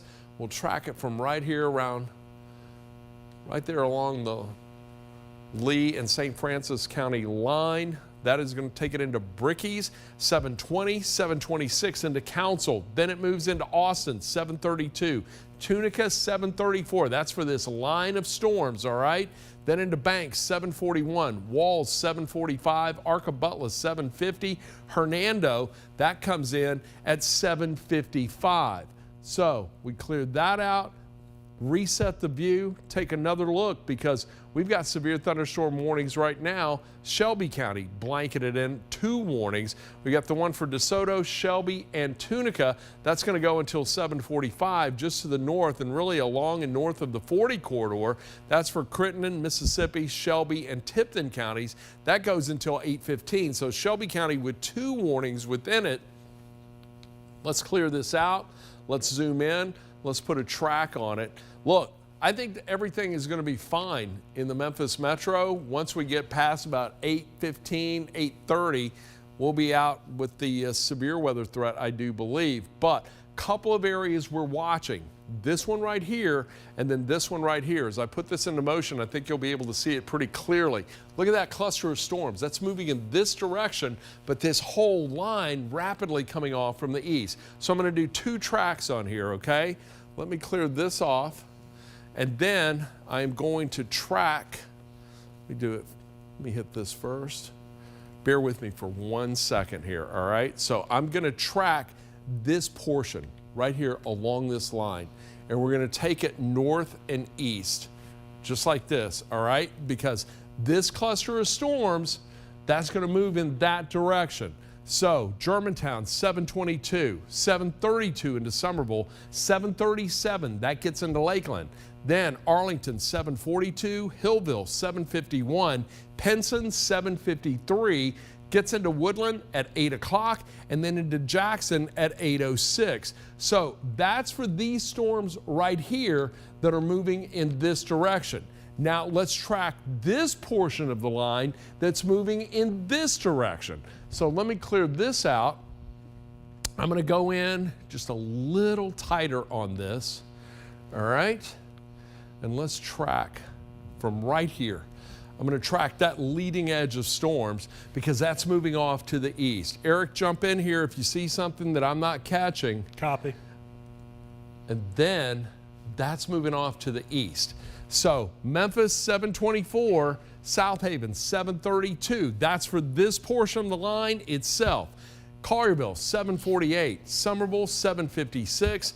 Whiteville, 706. Bolivar, 816. Should move into Penson right around 825. But I want to keep a very, very close eye, especially right here into Fayette County, simply because we're going to have this line coming in from the east.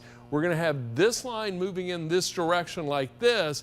And if these two converge, there could be some rotation around Fayette County, maybe even into Hardeman County. So I'm going to watch that very closely. By the way, we still have the severe thunderstorm warning that's back into eastern Arkansas.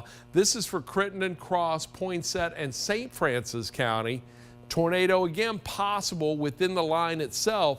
That's going to go until 8:15 this evening. Then we get into our northern counties. I'm happy to see that the tornado warning was allowed to expire, or was it even canceled? I'm not sure. Did it expire or cancel out, Eric? I believe they canceled it. Okay, that's good. But the storm itself still packing a punch. So we've got this cell right here.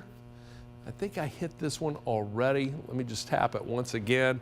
Lauderdale, Mississippi, Shelby, Tipton County, yeah, 8:15. Then we've got the one that is just to the north of that line for areas north of 40, Lauderdale, Dyer County. This includes Mississippi and Poinsett County as well. That's going to go until 7:30. So let me clear this off. We'll put a track on this whole line. I'm going to track it from Dyer County all the way down to the Lauderdale, Tipton County line.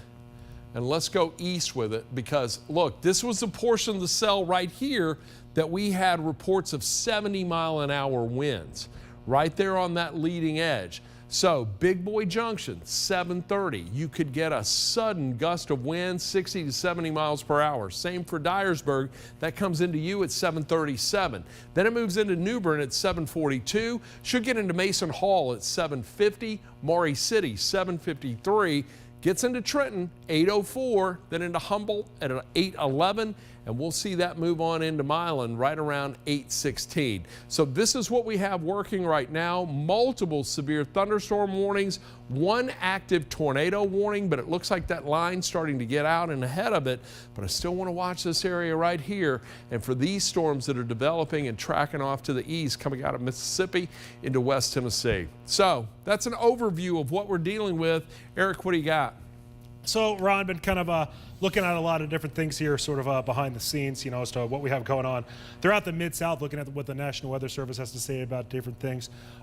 It seems like they're really trying to condense the quantity of warnings that we have just throughout the region, so approximately 3. You kind of have a north side, a central side, and a south side of it right now. So that makes total sense. Right. I mean, you almost have to break it up into sectors. Yeah, and that's the best way to go about it, I do think, right now.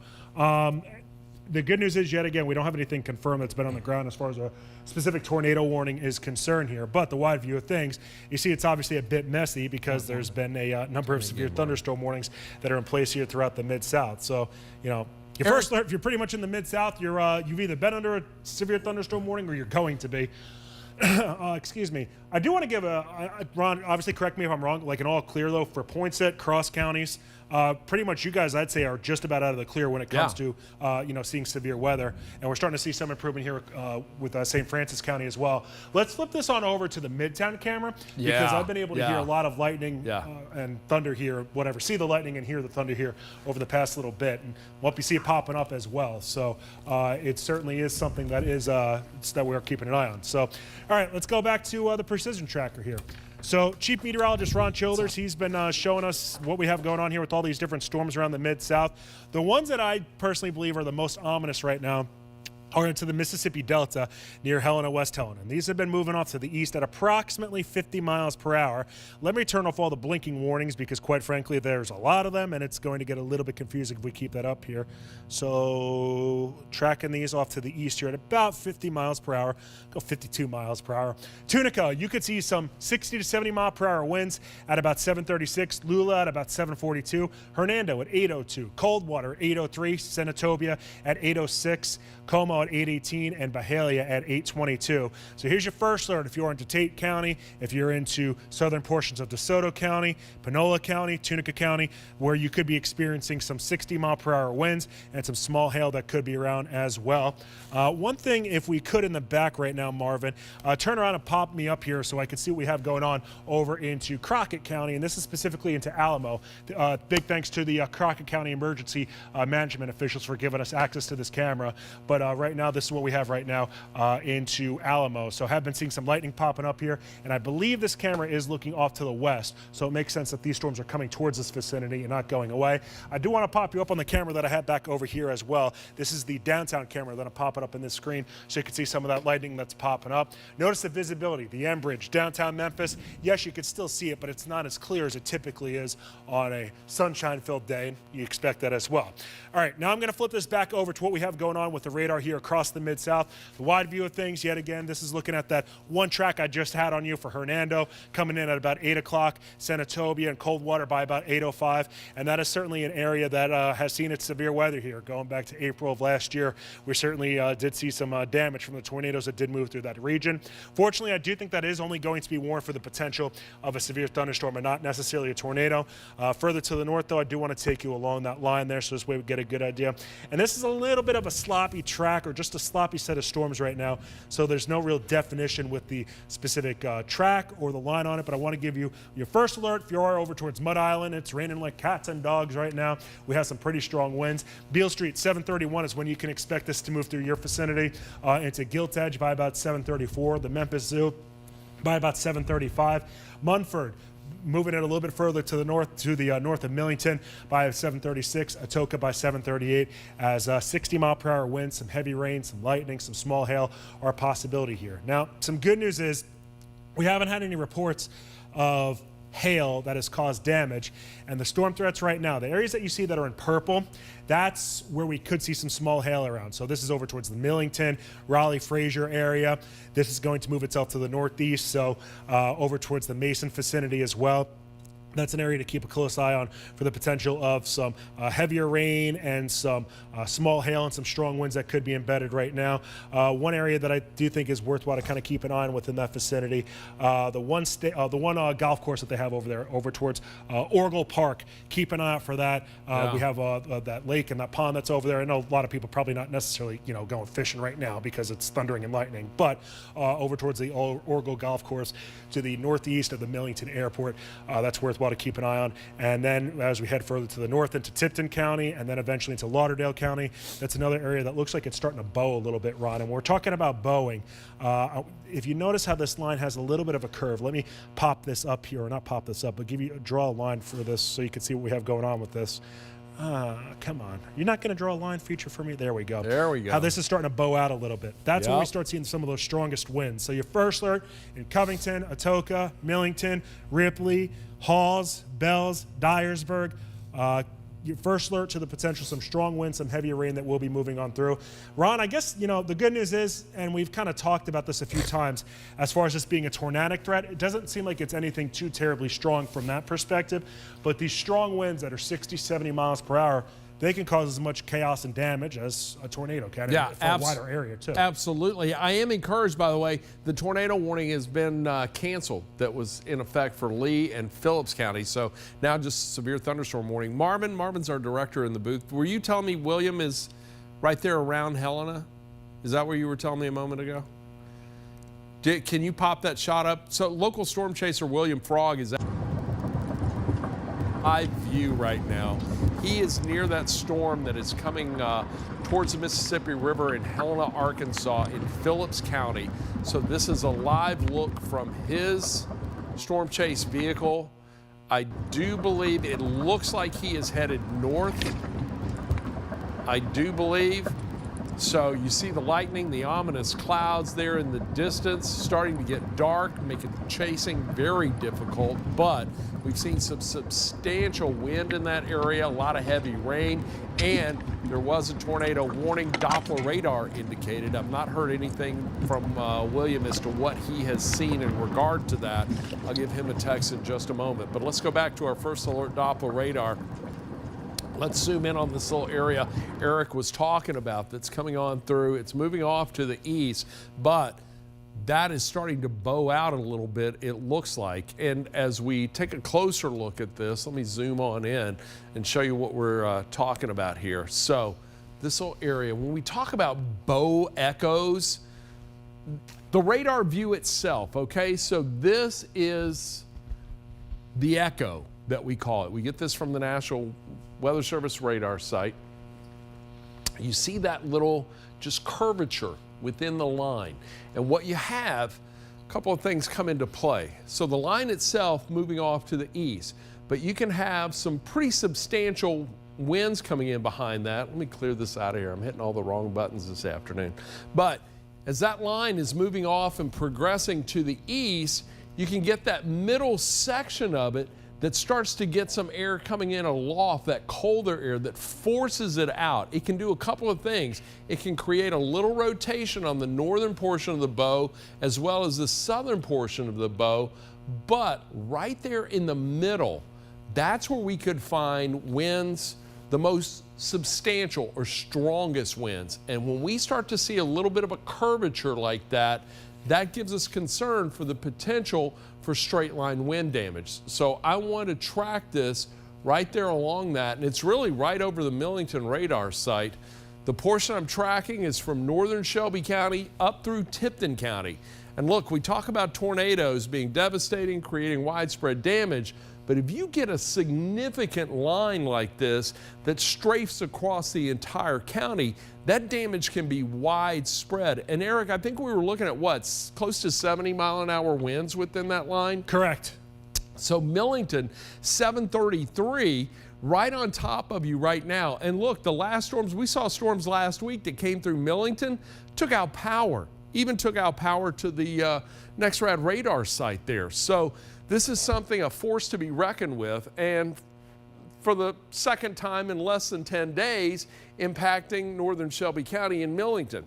Covington, 741, that's going to come through there. Tabernacle, 746. Mason, 756. You get that sudden gust of wind followed by very heavy rainfall, possibly some hail, but we're also looking at the potential for a spin up in there as well. Then Brownsville, 704.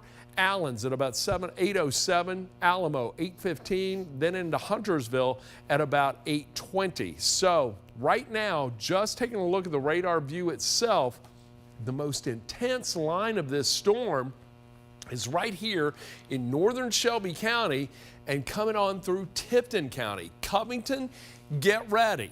Make sure your electronics are fully charged. You got a couple of minutes. If you need a quick charge, plug in right now because we could be looking at widespread power outages across Tipton County and even into northern Shelby County, which prompts me to think, and I think Thomas is in the booth producing, do we have the MLGW power outage map? We're starting to see a lot of lightning right now. We are getting heavy wind or strong wind moving through the city of Memphis and Shelby County. And Eric, you've got a good view of it. Here, I've got the wrong view. Let me throw it over to you on the precision tracker. You're looking at power outages right there. Pretty widespread, huh? Yeah, we definitely have seen the power outages kick up. No surprise about that. Did have us over to Lafayette County as well because don't forget, there are many communities here that had quite a bit of damage from the ice storm that we saw going back about 2 months ago. But into Oxford, at least at the square, it's pretty tame right now. Have been keeping an eye on that American flag over there. It has been blowing in the wind. No surprise, that's been the case all day long. But if we see what we have going on with those power outages here across the Mid-South. Right now it's Shelby County. Keep in mind these numbers, they can fluctuate and wildly quite a bit here around the Mid-South. But into Shelby County, we're looking at about 100 outages for customers, about 100 customers without power in DeSoto County, same idea in Tate County, and into Lafayette County. So most of us are doing pretty good. But once you start heading into Craighead County, where some of the strongest winds have already rolled through. There's 6,000 customers without power into Craighead County and another 500 customers without power in Mississippi County. So a lot of our numbers, they are right now fluctuating and oscillating between about 100 customers to about 500 customers here locally. Into St. Francis County, that number's been able to tick up a little bit to 600 customers. But it also makes sense that those areas in northeast Arkansas have the largest quantity of power outages because that's where the storms have rolled through thus far. All right, so here's a wide view of things here across the Mid-South. What you're looking at here, this is a 1-hour loop, and it shows the different warnings that have been issued with those boxes on your screen. And notice the arrows that are on your screen as well. That's an indication pretty much how strong some of the guts of the thunderstorm are here across the Mid-South. So we're going to go on a little bit of a tour. And I know we haven't talked about you guys too much out to the east into Benton, Tippah, Alcorn, McNairy, and Hardeman counties, but we're starting to see a bit of a Boeing segment occur out here. And for a community like Selmer and to Middleton, into Adamsville, into Corinth. These are some areas that have seen some very destructive weather over the past calendar year, whether it be from severe thunderstorms and tornadoes or from ice storms. So the good news is at least the BTI numbers, or those Barron Tornado Index numbers. On the left-hand side of your screen, you have two boxes that are there. The top one gives us more of the meat and potatoes of the storm and gives us more information on the storms. The one that's below that gives us the towns and the times that we anticipate this leading edge to move on through. The area that's further to the south near Hickory Flat, that is at a 2.8 on the BTI scale right now. This is a number that ranges from 0 to 10. Fortunately, it looks like the hail size isn't too terribly big as far as the severe hail goes, but the top of these storms is at about 32,000 feet. It's a pretty tall storm, but it's nothing outrageous here. Not seeing anything when I throw the rotation detector on. Let me turn some of this information off. And what you don't want to see is a bunch of red marks and yellow marks that are on here indicating some strong or extreme rotation occurring here. And yes, there is some into northern portions of Tippah County and into the eastern side of Benton County, but fortunately it looks like it's on the moderate side. It's not too terribly strong at this point. If we go a little bit further to the northeast here, that's where there is a little bit of activity right now to Chester County as well, but nothing that looks too terribly ominous. If we look at our debris detector, I wouldn't expect anything to really pop up on this, and that is the case right now as well.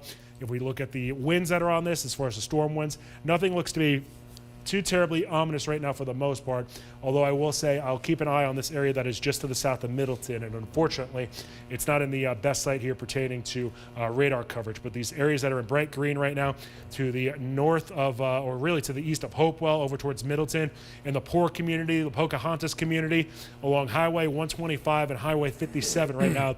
It's a far eastern portions of Hardeman County. Here's your first alert. And hey, this is an area that we're going to keep an eye on as it heads towards the general Selmer community as well as Sulphur Springs. That's an area that really did get tattooed here almost a year ago at this point from an EF3 tornado that did move through that vicinity. But the good news is, at least out of this doesn't necessarily look crazy tornadic per se from the perspective of having a tornado threat. But the rotation detector, it is starting to kick up a little bit here just to the southwest of Middleton. And Ron, this is an area, as far as this portion of the Mid-South, that hasn't really had too much activity with rain showers or thunderstorms yet. So it's an untapped air mass into McNairy County and into Alcorn, Hardeman, and Tippah counties. And Ron, I've been out there a number of times ever since we had those storms back in April hit. I know with those communities out there, they really start keeping an eye on things when we get some of those storms that are near Ashland and Ripley and points north that head towards the Selmer vicinity. So this isn't tornado warned, but I am keeping an eye on it, folks, and so is Chief Meteorologist Ron Childers. And you were showing that rotation tracker there, that rotation detector. That's kind of what these storms have done. They pulse up, pulse down. So you may get a brief little period of brief rotation within the main line itself, but then the downdraft overtakes it. A little cooler air comes in, but it starts to encounter some of the warmer air that's in advance of it and pulses up again. And the National Weather Service saying that they're about to come out with a severe thunderstorm warning for that vicinity for the potential 60-mile-per-hour winds and a 1-inch in diameter size hail. So so right there along 72, northern Tippah County. That's where it is right now. That's the worst of it. Right over there near the Love's truck stop. It's always near the Love's truck stop, it seems like.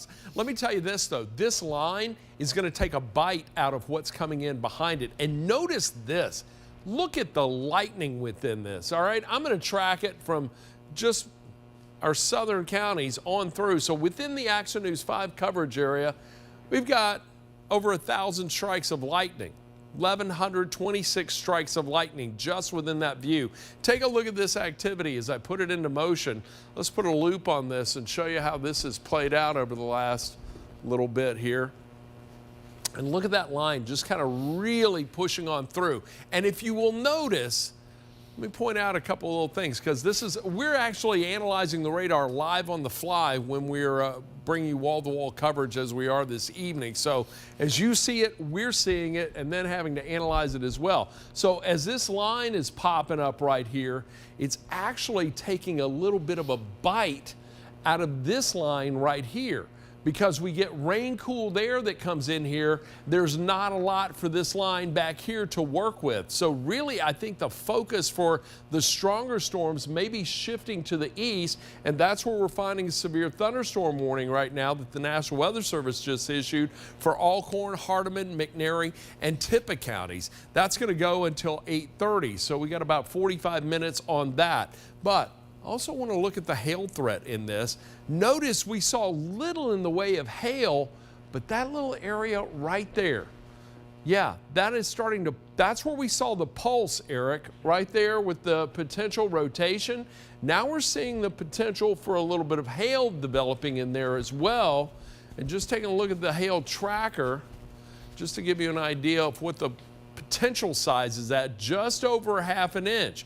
Looks like a little bit there in southern Benton County as well, near Myrtle. That's just over a ¼ of an inch in size. Now, let's take a look at the wind associated with it, because right here, there is some strong wind right here. So as this moves off to the east and really kind of moving off to the northeast, that's packing a punch with the wind. So let's put a track on this. It is moving off to the east, northeast right now. I'm going to loop this one more time just for my own reference and make sure the track I'm putting on it is a good one. So it's kind of moving east, but a little bit of a northeasterly trek to it. So with that in mind, let's track it from that leading edge right there all the way down, and then I'll just follow along and just outside the polygon. So Ripley 743, Cypress 748, into Raymer 753, then moves into Eastview at 758, should be into Corinth at 806, Farmington 811, Savannah 816, and then into Nixon at 817. Now again, this line is going to zap a lot of energy for the activity that is coming in behind it.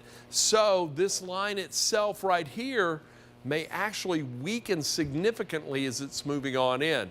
By the way, one of our producers, Melissa Daves, is down in DeSoto County, and she was noticing that the rainfall itself was very sporadic at times. I don't know why it keeps going away.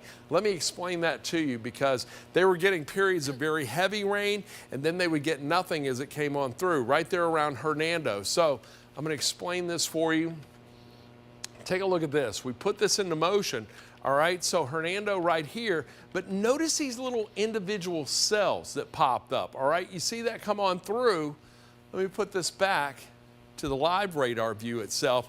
Notice the breaks within the main line as it's coming through. So you've got this one little high precip little cell right there. There's another one that comes in behind it, kind of a little lull in between. There's another little lull right here, and then you get another little downpour right there. So all of those training echoes coming in one right after the other. So that's moved on out right now, but Hernando, you've now got this line that's coming in from the west. That's going to be packing some heavy rain, and that's moving off to the east. So Hernando got those periods of heavy rain that came through in a short period of time, but now Banks 747, the main line's going to come in. Hernando, you'll see it enter at about 8:01. It's got to get through Walls at 750, Horn Lake at 757.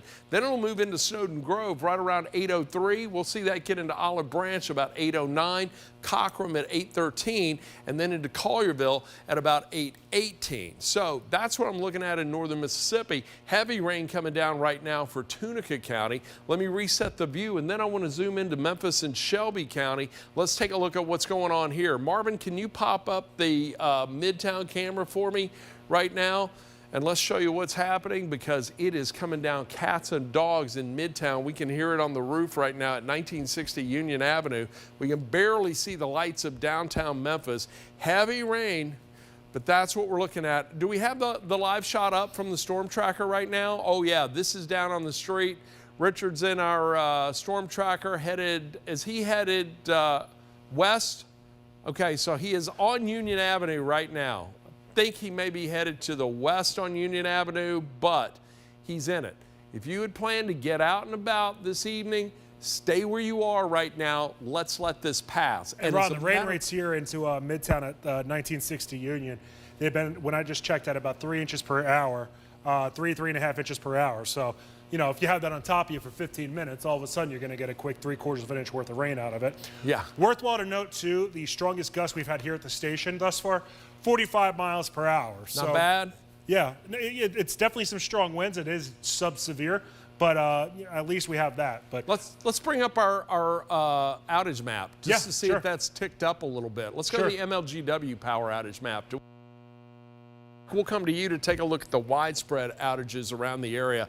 So right now, we've got so we have 445 customers without power. This is the new map from MLGW, so it's I'm still adjusting to it, but you can see some of the higher amounts right there around, looks like it's near Parkway Village at about 58 outages, near Whitehaven by the airport about 49 outages, 31 outages at 55 and 240, 3,100 outages, that's what we have right now. Okay, all right, so that's what we're looking at, 3,100 outages. Heavy rain, as Eric mentioned, and widespread power outages, especially in eastern Arkansas. Check out the precision tracker. Eric, what do you got? So locally right now, the county that has the largest quantity of outages is over into St. Francis County at about 800 customers. Just north of that, diving into Cross County, that's where there's 700 customers without power and 500 customers in Mississippi County without power. This is why it's a good idea to download the Action News 5 First Alert weather app because, if the power does go out, if you're not able to watch on television, you do have that app. You can see exactly what we have going on with any of these storms. The one area that really stands out, it is just north and just outside of the Action News 5 coverage area into Craighead County, 5,500 customers without power. A little bit further to the west, outside of Little Rock, there's 10,000 customers without power. So some of those storms definitely pack quite a punch here. The good news is, at least in northeast Arkansas, if we loop this over the past hour, these storms have been able to advance pretty quickly off to the east. But into western Tennessee, northern Mississippi, it's still raining cats and dogs out there, still has some pretty strong winds around, and still has some small hail that is a possibility at least. Now, as far as the tornadic activity is concerned, happy to say that we do not have tornado warnings here locally across the Mid-South, but there still have been some little notches that have been trying to pop up here. I'm looking just to the west of Senatobia into Tunica County.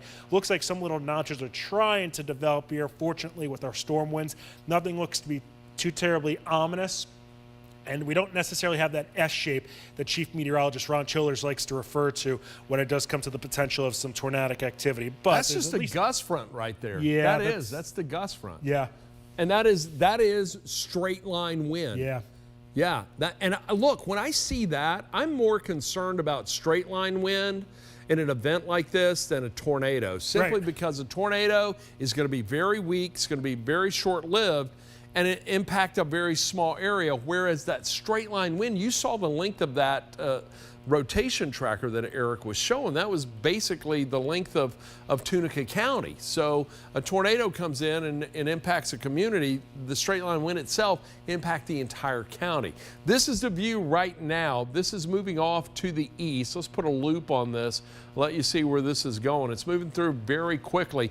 Futurecast is picking up on this beautifully, and from now until about 8, it looks like the focus is going to shift into West Tennessee, northern Mississippi, and it's really initializing very well on this. Let me get this out of here.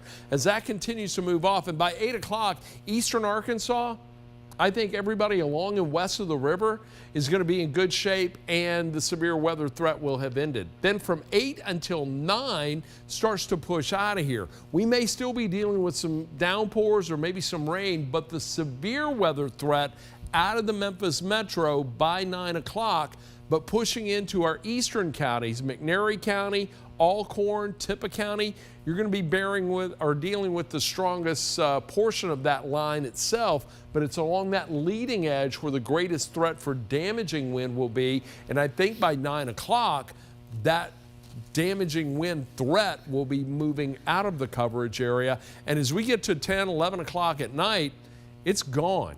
It should be out of here. And as we're coming to you for Action News 5 at 10 later tonight, a much calmer but much colder pattern will be emerging. We're going to find temperatures falling to near freezing tonight. We've got a freeze warning in effect from 4 a.m. until about noon tomorrow. So I want you to keep that in mind, and even colder air is going to come in for Monday night. In the meantime, we're dealing with this line of wind and heavy rain, but Eric, I see it's a little rotation right there. What is that? You want to talk about it? So I'm looking over on the Columbus radar, Ron, right now for what that's worth. And it makes sense to do that because it's a little bit closer in proximity. Yeah. But we have a skit that popped up, and it's a 3.7 as to what it's measured on the BTI right now. BTI, by the way, on a scale of 1 to 10, 10 being the greatest threat, that means that there is the potential for a tornado. And when we see that number get to around 7 and above, that gives us pretty good confidence that there's a tornado on the ground. But right now, I do see the shear marker. I see the skit. That's that arrow. That means skit is storm center identification and track. And Eric, I'll let you take and explain it from there. Sure. So when you start seeing some of these not red arrows pop up, that starts to draw my attention. And right now we have one red arrow that's pretty much near the intersection of Alcorn, Hardeman, as well as McNairy counties. That's red. Another one that's kind of into the heart of Tippah County. That is also red.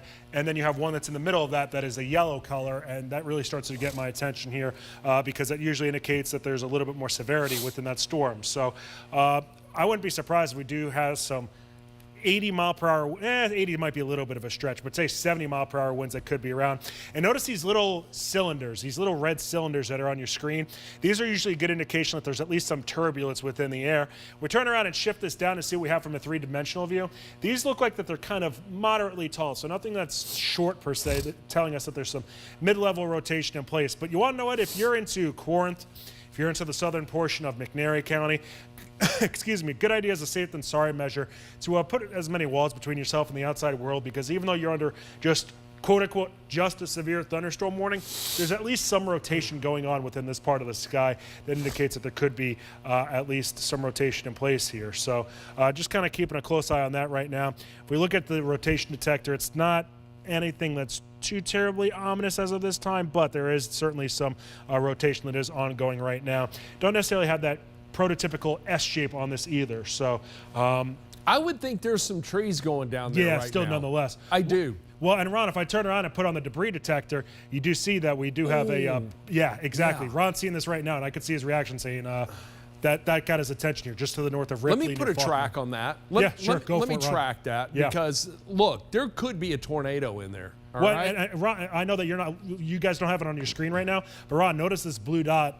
I mean, it's, you know, it didn't just pop up. It's gradually picking up here. Let's go back to the precision tracker. Yeah. Eric, roll that through one more time. Sure. So, you know, this is looking over the past about 10 to 15 minutes or so. Notice that little blue ball that's on your screen just to the northwest or above and to the left of Ripley, Mississippi. You see that's starting to expand in size. Yeah, that's coming up through Faulkner. Yeah. There's even a little one just to the east of Claviet right now. Yeah. That's intense. So if you're along State Highway 15 right now in northern Mississippi, this is looking into Tippah County. Get into your safe place right now. Yeah, if you're go along to your Highway storm 72, shelter. especially to the west of Corinth, get into your safe place as well. Kasuth, and this is an area that really got pounded by that ice storm going back about 2 months ago here into this portion of the Mid-South. But Ron, I don't like that, man. Yeah, that little red dot, I don't like that. Yeah, let me put a track on that quickly. Yeah. Marvin, let's take a quick look. I'm going to do a couple of things here. First of all, I want to look at this with the scope. So this is the area we're looking at right here. It's right there just to the north of Ripley. Let's take a closer look at it to see if we can detect any potential. There it is right there. Look at that. So there is at the very least some broad scale rotation right here, but it looks like it is tightening up just a little bit. And Ron, you have another one above and to the right of that too, just to the east of Walnut. Yeah. That's the one that was right there coming out of just to the east of Claviet. So that is moving off to the east. Tell you what, I want to put a track on that little area right there, and there's a notch that's developing. Let's just go ahead and track that. And I want you to treat this as a tornado. Yeah. Now you've got the severe thunderstorm warning in effect right now, all right? That's going to go until 8:30 for Alcorn, Benton, Hardeman, and Tippah. But for Tippah and Alcorn County, I want you to get into your storm shelter right now. I'm going to clear this off here. Let's put another track on that little area right there where we could have some potential rotation. Looks like it on the radar, okay? When we talk about a radar-indicated tornado, that's kind of what we're looking at right now. So this is the area. So Collinstown, 810. Hey, tornado Hightown, warning coming out for Tippah County with 2 circulations in it, so there we go. So the Weather Service is on it. Tornado warning is coming. All right, let's go back. Marvin, let me give you these counties here. Kasuth, 8:18, then into Allentown, 8:21, 8:25 into Rienzi, Corinth, 8:29, and then it will get into Jacinto at about 8:32. So a potential Doppler radar indicated tornado. Let's see if we're picking up hail. So all the elements were there, and wow, look at that. 6/10, just over a half an inch in size, just to the north and east of Clay Butte, coming down around just under half an inch in size. Right now, this is what we're looking at. This is the area where there is the potential rotation that is coming in from the southwest, moving off to the northeast. I want to put the velocity on here. We're going to take a look at two different views. So that's starting to tighten up just a little bit, that area right there. Do you see that? A little counterclockwise flow. So we have wind that is moving away from the radar, wind that's moving toward the radar, and they're starting to rotate in that area right there. I'm going to throw the scope on here. We may get a little better view of this. This is the storm relative velocity, so we're taking the motion of the storm and then the winds within it. That's looking pretty tight right there. Eric, what do you see in the rotation tracker on that? Are we starting to get that distinctive S shape in there? Especially right there around Ripley, but south of Faulkner. Oh, that little area, was that near Theo? Yeah, it looked like it was 72. right around Theo. Yeah. Look, if you're in Theo, get in your storm shelter right now. Honestly, keep in mind, if you're in Corinth, if you're over in Guys, Mickey, along 57, 45, 72, and I know that those roads that kind of straddle being between in northern Mississippi and into far southern Tennessee, get into your safe place right now. Raymer, Eastview, Guys, Gift, a lot of these areas over here, get into that safe place right now. Really no reason not to. Tornado warning is up. Let me go ahead and give you the info on that real quick.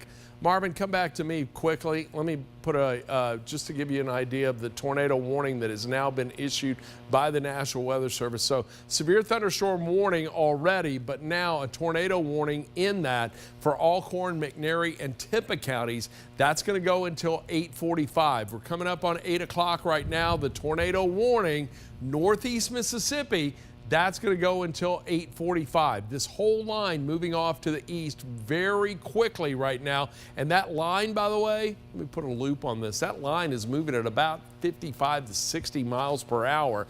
This is also going to help to weaken what's coming in behind it.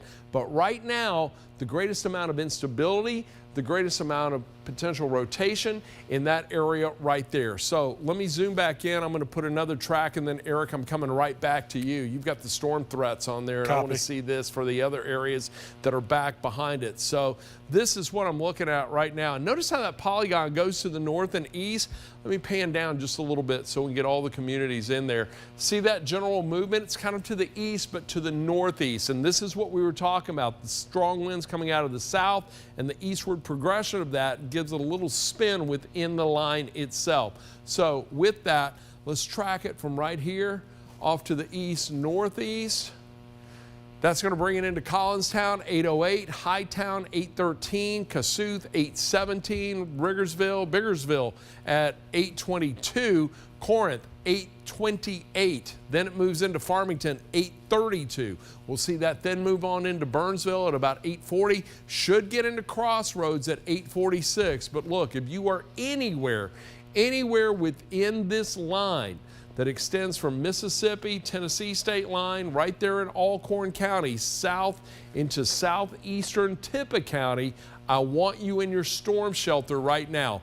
Walnut, the severe threat for now has passed you. We're going to watch this line to the west, but don't think it's going to have a lot to work with. Ripley, you're just outside of it, but you're still getting a lot of very heavy rainfall right now. And there's some strong gusting wind in there, but our main concern is this area right here as it's starting to move out of Tippah County and then push on into Alcorn County. That's going to be crossing Highway 45 soon. So if you're anywhere within that area, get to the safest place in your home right now, lowest floor, away from exterior walls, windows. Don't try to get a picture out of this. Let me just walk through quickly some of the warnings we've got in place. Crockett, Dyer, Gibson, Obion County, severe thunderstorm warning for you. That goes until 8:30. Then just to the south of that, we've got a severe thunderstorm warning. That is for Fayette, Haywood, Shelby, and Tipton counties. That goes until 8:30. The threat is starting to come to an end for downtown Memphis, by the way.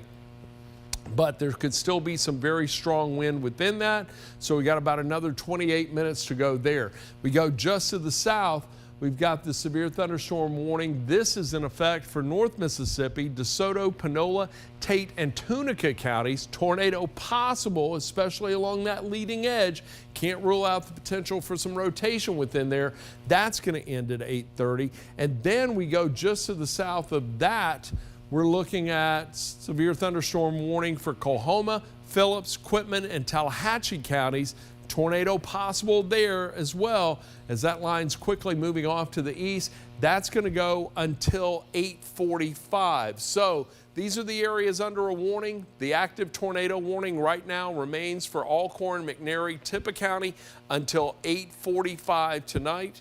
So a lot of activity around, but it is now crossed over the Mississippi River, and we can give the all clear to eastern Arkansas. I think these little cells that are back here have nothing to work with. There may be some brief precipitation, but the focus for severe weather, the greater threat for damaging wind and tornadoes, has now shifted east into West Tennessee and northern Mississippi. Eric, tell us what to do for the folks under this tornado warning right now. Sure. So, as far as the tornado warning goes, I'll talk about that here momentarily. But I think one thing that's important are the dew points right now. And I know that most people probably don't really know what's going on with this, but this gives us a good idea. Once you start to see these numbers really take a nosedive, your severe weather threat really does become hindered at best. And right now we have dew point levels that where you see the 40s and the lower 50s around, that's where you don't really have to worry too much about the actual severe weather threat anymore. So we're looking into Harrisburg, Arkansas. We're looking into Blytheville, Arkansas, Wynne, Arkansas, and even into Memphis and Shelby County, where that number has been able to slip all the way down to 51. So some good news there. And the dew point, by the way, that's a measure of moisture in the atmosphere. A lot of people talk about humidity. The dew point's a more accurate depiction of that. And here's a look at your temperatures right now. And I know that this says West Memphis is at 63 degrees, Wynne, Arkansas just below 70. I think it's because those sensors just haven't updated yet. But notice Covington 57, Memphis at 53, Marietta at 58. So those numbers, that's great to see that they have started to dwindle away a bit. I wonder if those sensors went down. You know, we had those 70-mile-an-hour winds that came through there, Eric. Go back. Can you go back to that? Because there was a 40-degree temp in there. Harrisburg, 49. Yeah. I think those temperatures in that area are closer to the 50-degree mark. I'd say that's a safe assumption. Yeah, and I bet we lost power to those sensors in Wynne and West Memphis. And look at Blytheville at 51 too. So yeah, exactly. Shoot, in Memphis where it's 53, it's not like it's that far up from hitting the 40s either. So. And look, the severe weather threat for Memphis and Shelby County is just about over. Right.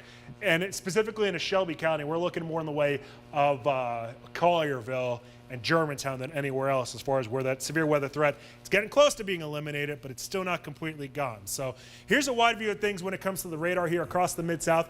Notice the activity to the west or to the left of the Mississippi River has really fallen quite a bit here, but some areas that still haven't been hit too terribly hard up to this point into the Tennessee River Valley, and more specifically into Alcorn and McNairy counties, as well as Tippah and Hardeman counties. That's where we are still keeping a very close eye on things. I'm going to flip this on over to the radar that's a little bit closer to this vicinity of the Mid-South. And the white line that you see moving and kind of moving from the left to the right-hand side of your screen, that is the radar beam itself moving from the clockwise flow of things.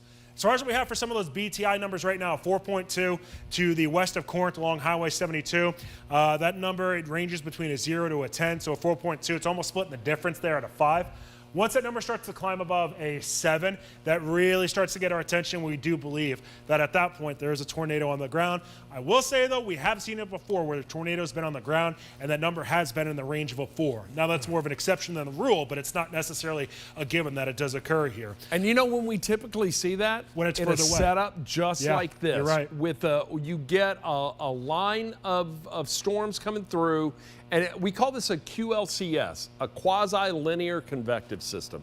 All right, so you get little spin-ups along that line, and you can have a BTI around 4, 5, and still get a quick little spin-up. EF0, maybe an EF1. Right, and Ron, quite frankly, I've watched enough of your coverage from over the years here at Action News 5, whether it was you and Spencer Denton or you and myself, you and Patrick, whoever it may be.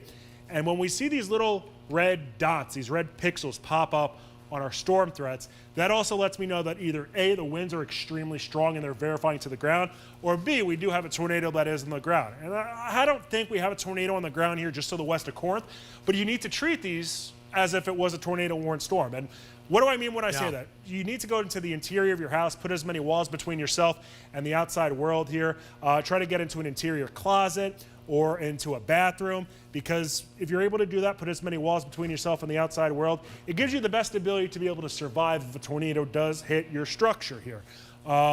You see that, you know, with this given graphic here, and I know not everybody's house is necessarily shaped this way, but that one bathroom that is towards the middle of your screen where that red box is, that's the best spot to head with this specific situation, because notice none of those walls are directly against the outside world there. So if you are in that tornado warning, find yourself a helmet, a mattress, a pillow, something to put over your head to at least protect yourself from flying debris if that does unfortunately come to fruition here. Even a towel, that will work, a blanket, something like that to be able to protect yourself from some of those outdoor elements. And the red dot that I'm talking about, fortunately, does look like it is getting a little bit smaller. I know you see this little red thing that's in the middle of your screen that does include gift. That's not a tornado that's on the ground, but it at least gives us the ability to think that there is some rotation going on there.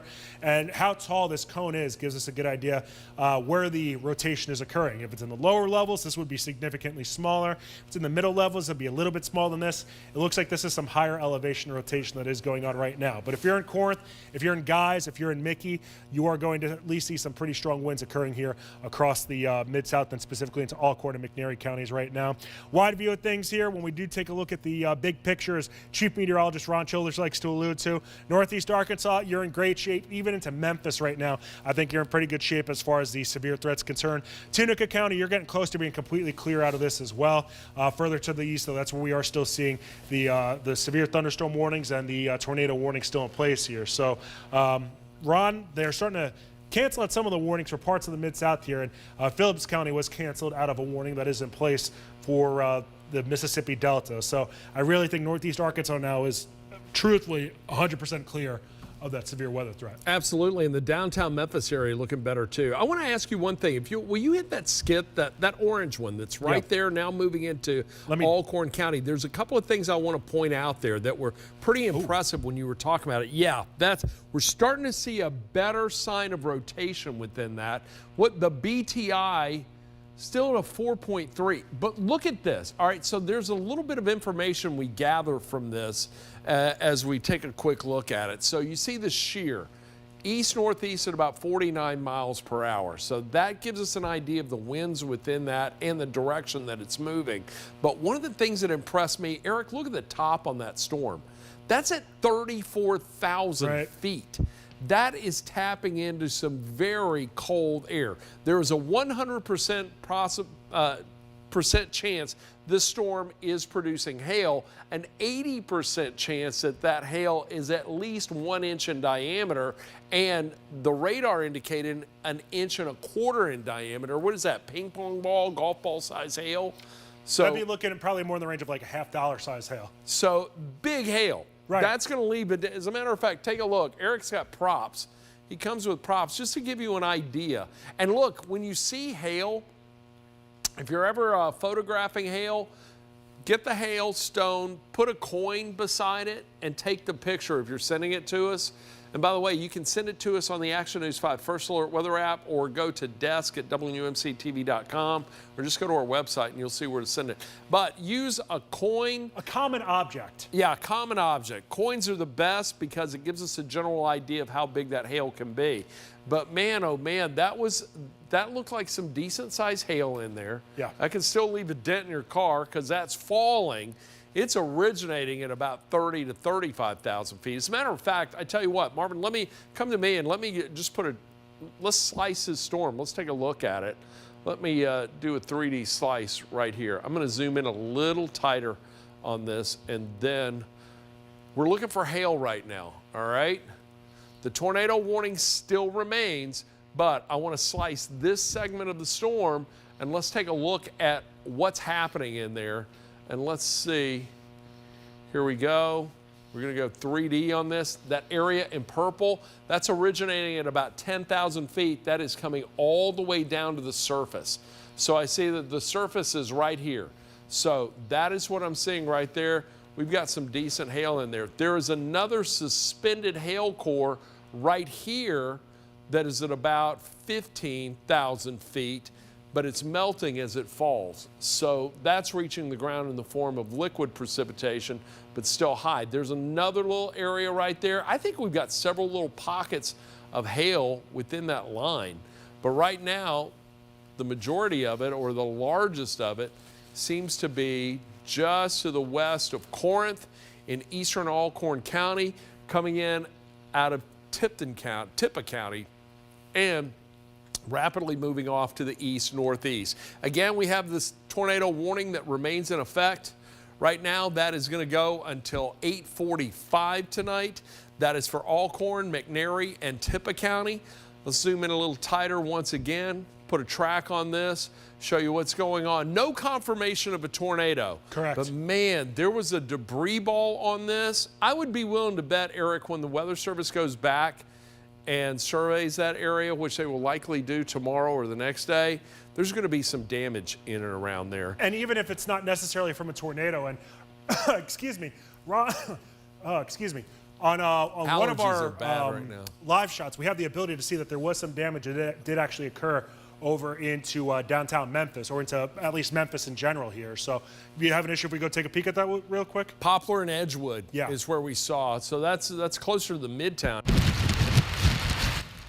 3 down, Poplar and Edgewood, National Guard on site. Is this a live shot or is this video? Okay, so this is a live view right now. Military police on site to help secure the area. This is at Poplar and Edgewood.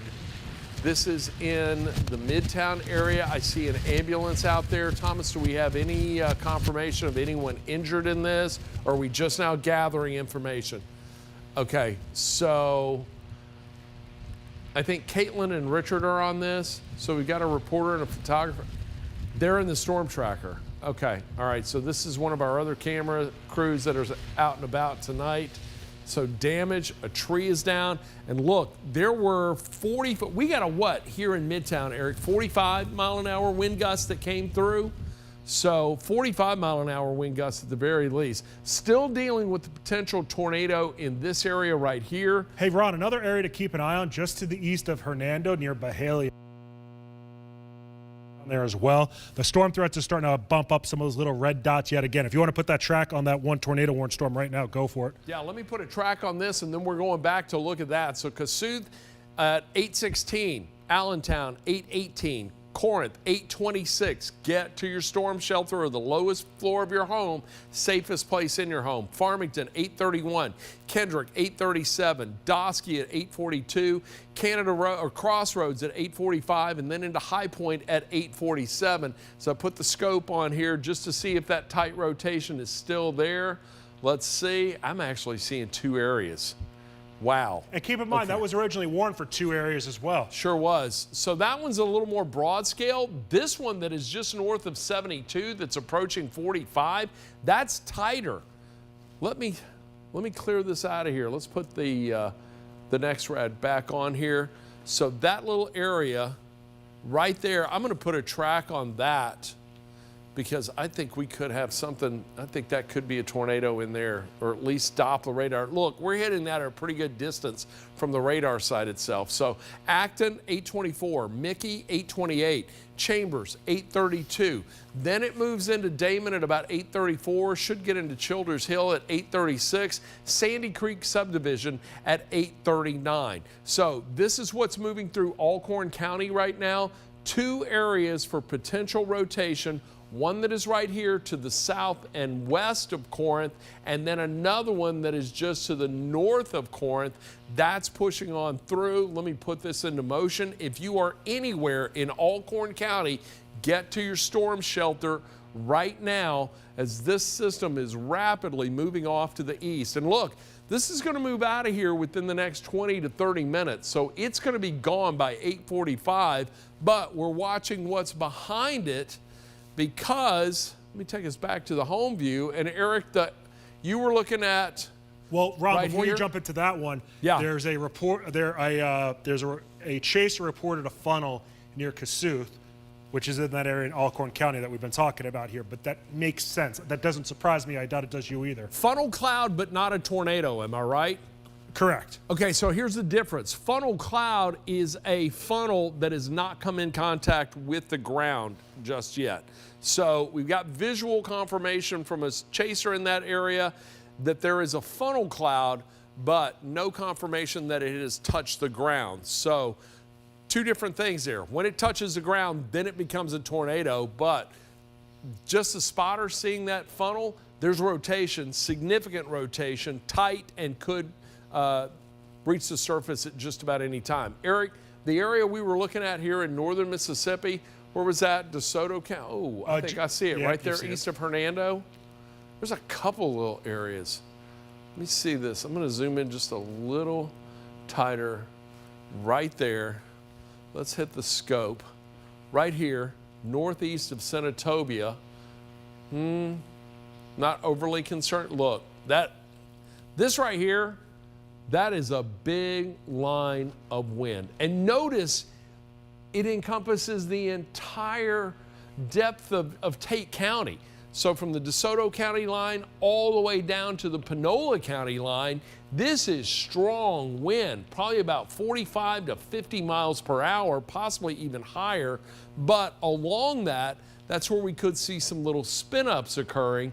But right now, I'm more concerned with that just being straight line wind damage. Now, this little area right here, let me pan down just a little bit, and I want to take a look at that. It looks like there may be some sort of little notch that's trying to form within that. So let's take a look on the scope and see what we can see. There is some rotation within this, but again, it looks like it's kind of broad scale. It's not that tight green to green, green to red couplet that we would see. There's a little bit right there, but it's on the backside of that main line of the gust front itself. So there may be a little vorticity that's trying to pop up right there, but I tell you what, that's packing a punch as it moves on through. So let's put a track on this because that's moving due east. So with that, let me hit the next rad. I'm going to track it from, and by the way, we do have a severe thunderstorm warning for this, okay? So this area is under a severe thunderstorm warning right now. Can't get the info to pop up there. DeSoto, Lafayette, Marshall, Tate County, tornado possible, seeing some rotation in there. That's going to go until 8:30. So we got about another 11 minutes left on that. Let me clear this out of here. Now let's put a track on just the line, that main line that extends all the way down to the east. And I am tracking what I believe to be the most intense portion of that line right there. So that's not all the way through the entire severe thunderstorm warned polygon. But Cockram, 820. Byhalia, 826. Then it's going to move into Wall Hill at 827, Orion 831, Mariana 834, Mac 839, Holly Springs coming at you at 842, should move into Gilton at about 843. And look, I want you to treat this as you would a tornado. Get to your safe space right now simply because you get a 50, 60 mile an hour wind that can bring down trees, power lines, that can do damage to your roof. So that is a potent wind coming through there, and I'm starting to see a little bit of a bowing segment right here. So that's something we're looking at, and a little info notch trying to form right there. Looks like another one maybe trying to form right there, but it's that bowing segment right there that has the potential for the strongest winds coming through. And Eric, you've even got it on the rotation tracker. I caught a quick glimpse of that. Did you see that? Yeah, it's definitely starting to bow out a bit. And Ron did get a report from in Alamo for Crockett County here that there are 700 customers specifically in Alamo that do not have power right now. Unfortunately, their camera over in Alamo, it is still operating right now. Oh, it's still up. Yeah, Right. which that's great to see, from our standpoint, obviously. The worst of it has moved through Crockett County and specifically Alamo right now. You can see what looks like bugs flying around. That's just raindrops. And there is lightning still out there in the distance. So I do still want to give a tip of the cap to the Crockett County emergency management officials that did give us the ability to check that camera out, especially in situations like this. But as Chief Meteorologist Ron Childers was referring to, we are still seeing the potential of some really strong winds just to the south of Byhalia and to the west of Holly Springs. So here's your first alert. If you are over into Holly Springs, get inside. I'm sure you're inside right now because if nothing else, there is still some rain out there. But this Boeing segment, if it does continue, and it is moving even quicker than what I have it here. So let me redo that for you guys so this way you get a better idea of some of the timing on there. But these are moving still off to the east at about 50 and even at times 60 miles per hour. Your first alert if you're in Holly Springs at 8:45, excuse me, I do believe that you'll be experiencing at least some 50-mile-per-hour winds that will move on through that area. On to Snow Lake Shores at 8:59 and Ashland at 9:04. Faulkner at 9:21, Ripley, Mississippi at 9:22. I know that some of you have already kind of gone through it here with some of those showers and storms that are off to the east right now, but I still think we're going to see some stronger winds out of this. See at the National Weather Service what they're saying. They're going to reissue another warning that's east of the DeSoto County region. The good news is, at least if you're into Horn Lake, the severe threat, it is really starting to dwindle away rather quickly here. But if you are into the eastern side, if you're over towards Byhalia, if you're over into Sladen, if you're over into Grand Junction, if you're over into Selmer, if you're over in Senatobia, these are areas that were hit about a year ago, but you're still contending with at least some severe thunderstorms that are around right now. If we jump back over to that area that has been tornado warned for about the past, I believe, half an hour at this point. The good news is, specifically for Selmer, this is now east of you. The bad news is you're still under a severe tornado warning, rather, for the potential of a tornado. Fortunately, it hasn't been confirmed on the ground. We have had BTI numbers in the mid to lower fours. You see a 4.3 on the left-hand side of your screen. Those two boxes that are there, the one to really keep an eye on is that upper box, the last line that says BTI. That's on a range of 0 to 10. When that number starts to climb closer to a 7, we truthfully believe that there's a tornado on the ground, but we have seen in the past that, if that number's even at a 4, that we have had tornadoes on the ground before. So that's why I'm kind of talking about this right now, keeping a close eye on it. The rotation detector doesn't show anything necessarily that's ominous as all get out. Once you start seeing it S shape and you have some of these oranges or reds and yellows on there, that starts to really draw our attention to the potential of there being something on the ground. But fortunately, it doesn't look too ominous there. We go a little bit further to the west. Another area that we've been keeping an eye on is into the eastern portions of DeSoto, Tate, and Panola counties. Fortunately, that doesn't look to be too big of a threat at this time either, but there still is at least some rotation around there, especially approaching the Holly Springs area. So your first alert, if you're in Watson, this is now moving into Marshall County. If you are along Isaac Chapel Road, Woods Road, Tyson Road, these are some areas that at least has some broad rotation around. A little bit further to the east into Victoria and Red Banks, St. Paul Road, Skating Rink Road, Carrington Road, Beverly Lane, North Red Banks Road, Briscoe Road, further to the north into Moore Road, and then a little bit further to the east even into the Mount Pleasant and Sladen communities. State Highway 311, State Highway 313. That's State Highway 313. That's an area that was hit by one of those tornadoes going back to about a year ago. Keep an eye out for that. That area That's some strong wind right there. Yeah, West of Mount Pleasant down to Tasca. Yeah, if nothing else, without a doubt, that's some stronger winds. So this area in northern Marshall County, it has unfortunately kind of seen its bad events before when it comes to some stronger winds. The good news is, at least with the storm threats, it doesn't have anything crazy ominous out there. But Ron, this certainly has been packing a bit of a punch here with some of these severe thunderstorms. Worthwhile to note too, the tornado watch was dropped for Northeast Arkansas and it's the Missouri boot heel. So at least we're starting to see the back edge of this really clear itself out. Yeah, and I got to tell you, I think we can give an all clear to Dyer County, Lauderdale, Tipton County, Shelby County almost. I know we still have the severe thunderstorm warning that's in effect right now for the southeastern portion of Shelby County, but it's primarily heavy rain. But now the storm threat has moved off to the east of Dyer County and Lauderdale County, but you've got severe thunderstorm warnings that butt right up against you. So Gibson, Crockett County, Haywood County, Fayette, Hardeman County, you're still under severe thunderstorm warnings. DeSoto County, the threat is just about out of there, but it's still coming down good around Olive Branch, Lewisburg, and you get down into Tate County, there's a whole lot of activity down there, and that severe thunderstorm warning continues. Let's take a look at the lightning counter just for the entire coverage area. And let me just do this right here. At one point, we had about 1,200 strikes.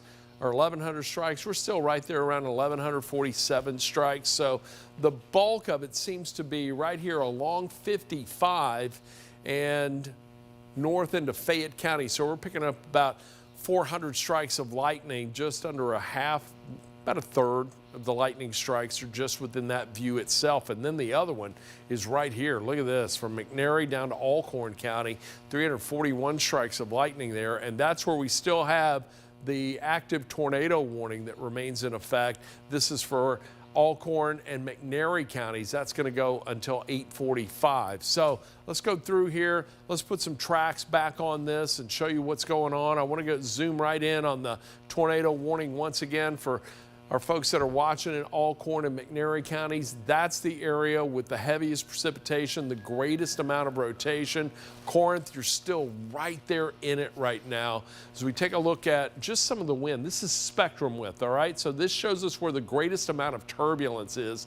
Look at that. So you've got warm air rising, cold air descending in close proximity together. If you've ever been in an airplane, it gets a little bumpy, and that's why, or some areas can be bumpy on some flights because you've got warm air rising, you got cold air sinking, and the plane trying to fly through that. Right now, closer to the surface, that's where we're seeing that scenario play out. So a lot of warm air rising, and then that cold air descending behind it, and that colder air is going to continue to filter in, but this is also where we're seeing the strongest wind come into play right now, and that's where we're seeing the greatest threat for wind damage, and where we've seen some rotation as well. And Ron, there was a report of inch-sized hail about 10 minutes ago in Kasuth in that general vicinity. We were looking at that a moment ago. Let me hit that. So look, right here, this little area right here, just showing, that's NEXRAD estimate, all right? So just over half an inch in size. You get up into southeastern McNairy County, about the same. So you can see where that hail core has come on through. But taking a look again at the velocity on this, the stronger winds seem to be moving out, but we're still looking at the potential for some rotation still near Corinth. It seems to be a bit broad scale right now. Same thing for what's moving through here, but the strongest winds right now, southeastern McNairy, and really right there at 45 and 72, headed on into coming on through Corinth. So Corinth, you're right there in the crosshairs of the strongest activity right now. And just taking a look at the rainfall rates, it is coming down heavy in that area, close to 5 inches per hour to the north and south of Corinth, closer to 4 inches per hour north and east as you get just to the east of 45. But anybody in that area, it's loud, it is windy, very heavy rain, and there's some decent sized hail coming through there. So this is going to be exiting soon. However, you're likely going to get another punch as this line comes in behind it, although I don't think there's going to be a lot for this line to work with, as this line itself will likely work over the atmosphere to a great degree. But this, right now, it's starting to become a little more scattered. Doesn't look as intense, with the exception of that one area that's just now making its way out of DeSoto County and starting to move into Marshall County. So let's put a track on that. That's the area Eric identified as the greatest threat for a bow echo, or the stronger winds coming in behind that. So Aiken, 830, Chilhoma, 835, Galena, 840, Holly Springs, 842. Then it's going to move into Atway at about 844. Lake Center at 850, Snow Lake Shores, 853, Potts Camp, that's going to hit you just before 9 o'clock, right around 9:55. And again, wind, the greatest threat with this, the potential for some strong straight line wind coming in there. The rotation threat doesn't look so great, not really seeing anything in the way of hail in that. But again, the spectrum width showing where the greatest amount of turbulence is. Look at this area, Eric. It's pretty lit up right Yeah. there. And that is a strong, strong wind gust. And then you've got that colder air that's coming in behind that. And we're really going to feel a drastic drop in temperatures as the night progresses. Take it back home, Shelby County. Let me zoom in quickly because things are starting to get much better in the city of Memphis. The heavier precipitation just about to exit. Collierville, still getting some decent rainfall in Eads, but the severe weather threat is past you. Fayette and Hardeman County, though, you're still dealing with it. And as a matter of fact, that leading edge right now making its way on through Hardeman County. Let's put a track on this and show you where it's going. Bolivar, you're about to get hit with a very strong wind gust. If you haven't felt it already, that's moving off to the east. Tune, 833, should move into Hornsby, 843. Then we'll see that get into Lacey at 846. Henderson, 850. Then it's going to move into Finger right around 853. Bethel Springs, 855. Selmer at about 859. The main concern with this, the potential for damaging wind, very heavy rain coming into play. Taking a look at the spectrum width on that, you can almost see pretty intense little line right there. Put the velocity on here, it may show it a little better. Not really that much, but from Bolivar south to just to the east of LaGrange, that's the area right here. That's where I think we're going to see the strongest wind. And Ron, just going off of that right now, that exact area that you're talking about, into Fayette County, just outside of Somerville along Lakeview Road. It's where Lakeview and Highway 64 intersect each other. So you have, what do you have over there? You have the UT Martin Somerville campus over there. There's also the bank that's over there. There's also a drugstore. It's over there. I believe it's Landry's Pharmacy. There's apparently some trees that are down over there that have knocked out some power to customers over there in Fayette County. Wasn't there a little barbecue restaurant we wanted to try over there? That is true. That's on the east side of town. This is more on the west side of town. All right. But yes, we're talking about the same vicinity. Yeah. So that's what we're looking at right now. And wind. That's really the greatest concern with this. The heavy rain is out there. Look at this, just to the west of Bolivar. It's probably moved off a little farther east, coming down to just under 4.5 inches per hour. And even near LaGrange, very heavy rain in play there, just under 2 3/4 of an inch per hour. In other words, if that just sat on you for an hour, you'd end up with about 4.4 inches of rain. Fortunately, it is moving very quickly as it pushes off to the east, but that leading edge packing a punch with wind and with the very heavy rain coming into play behind it. And the thing about this line is it moves off to the east, it can start knocking out power. So I want you to make sure everything is charged up. If you're in Chester County, McNairy County, you've already gotten hit with one pretty decent storm, but if you still have power, Selmer, you may want to charge right now because this little cell that's coming in behind it may still have a little something to work with. Although I'm pretty hopeful with what I'm seeing in that this being the most intense portion of that storm pushing off to the east right now. And that's going to take a nice bite out of what this line has to work with. So this may transition from a damaging wind threat into more of a very heavy rain and possibly flash flood threat on that. Any thoughts, Eric? No, I'd agree with that. It does look like this first little line that's really long, that's further to the east now along Highway 45 and really to the east of 45, did take a little bit of the punch out of some of these storms out to the west. Still wouldn't be surprised if we do see some stronger winds, say 45 to 50 mile per hour winds, obviously some heavy rain and even some small hail. And there still is a little bit of this that's trying to bow itself out near the Byhalia and Holly Springs region, kind of right in between those two. Yeah, that's the worst one right now in the area, wouldn't you say? Without a doubt. So that's something obviously we are keeping an eye on. Clearly, we're talking about it right now. But there's nothing that's making me say, uh-oh, here comes a tornado or something like that. And really, I think that's the case here for most of these little notches. You're looking at me, Ron. What? That rotation tracker, can you go out and just show the big view on that and explain what that is? Sure. So this is kind of giving us a wide view of where there has been rotation over the past hour here across the Mid-South. And even stronger winds. Right, and that's really what's been more of an indication with this than anything else. Worthwhile to note, National Weather Service saying that they're canceling the tornado warning that is for McNairy and Alcorn counties. So there's good news there. But the rotation tracker here really gives us a good idea what we have going on with the potential of some spin in the sky. Remember, just because there's spin in the sky doesn't necessarily mean that there is a tornado on the ground or that there's even a tornado warning, but it's giving us a first alert. This is a precision tracker giving us the first alert to Doppler radar for the potential of at least some turbulence in the sky and something for us to really keep an eye on here. So while I don't believe we ever had a tornado warning here in Shelby County, there was at least a lot of turbulence that did occur, especially over towards Millington and Munford into that portion of the Mid-South here. But look, I got a text from a friend who lives downtown, and she said there's been debris that's been spread through downtown. There are a couple of construction sites there. They may not have secured their construction materials, so there's some stuff littering the streets in downtown Memphis as a result of the wind. But that rotation tracker really depicted very well where the strongest winds were over the entire area, wouldn't you say? Yeah, without a doubt. And Ron, we still have obviously the images from that tree that did come down here closer to Midtown Memphis. And any new info on that?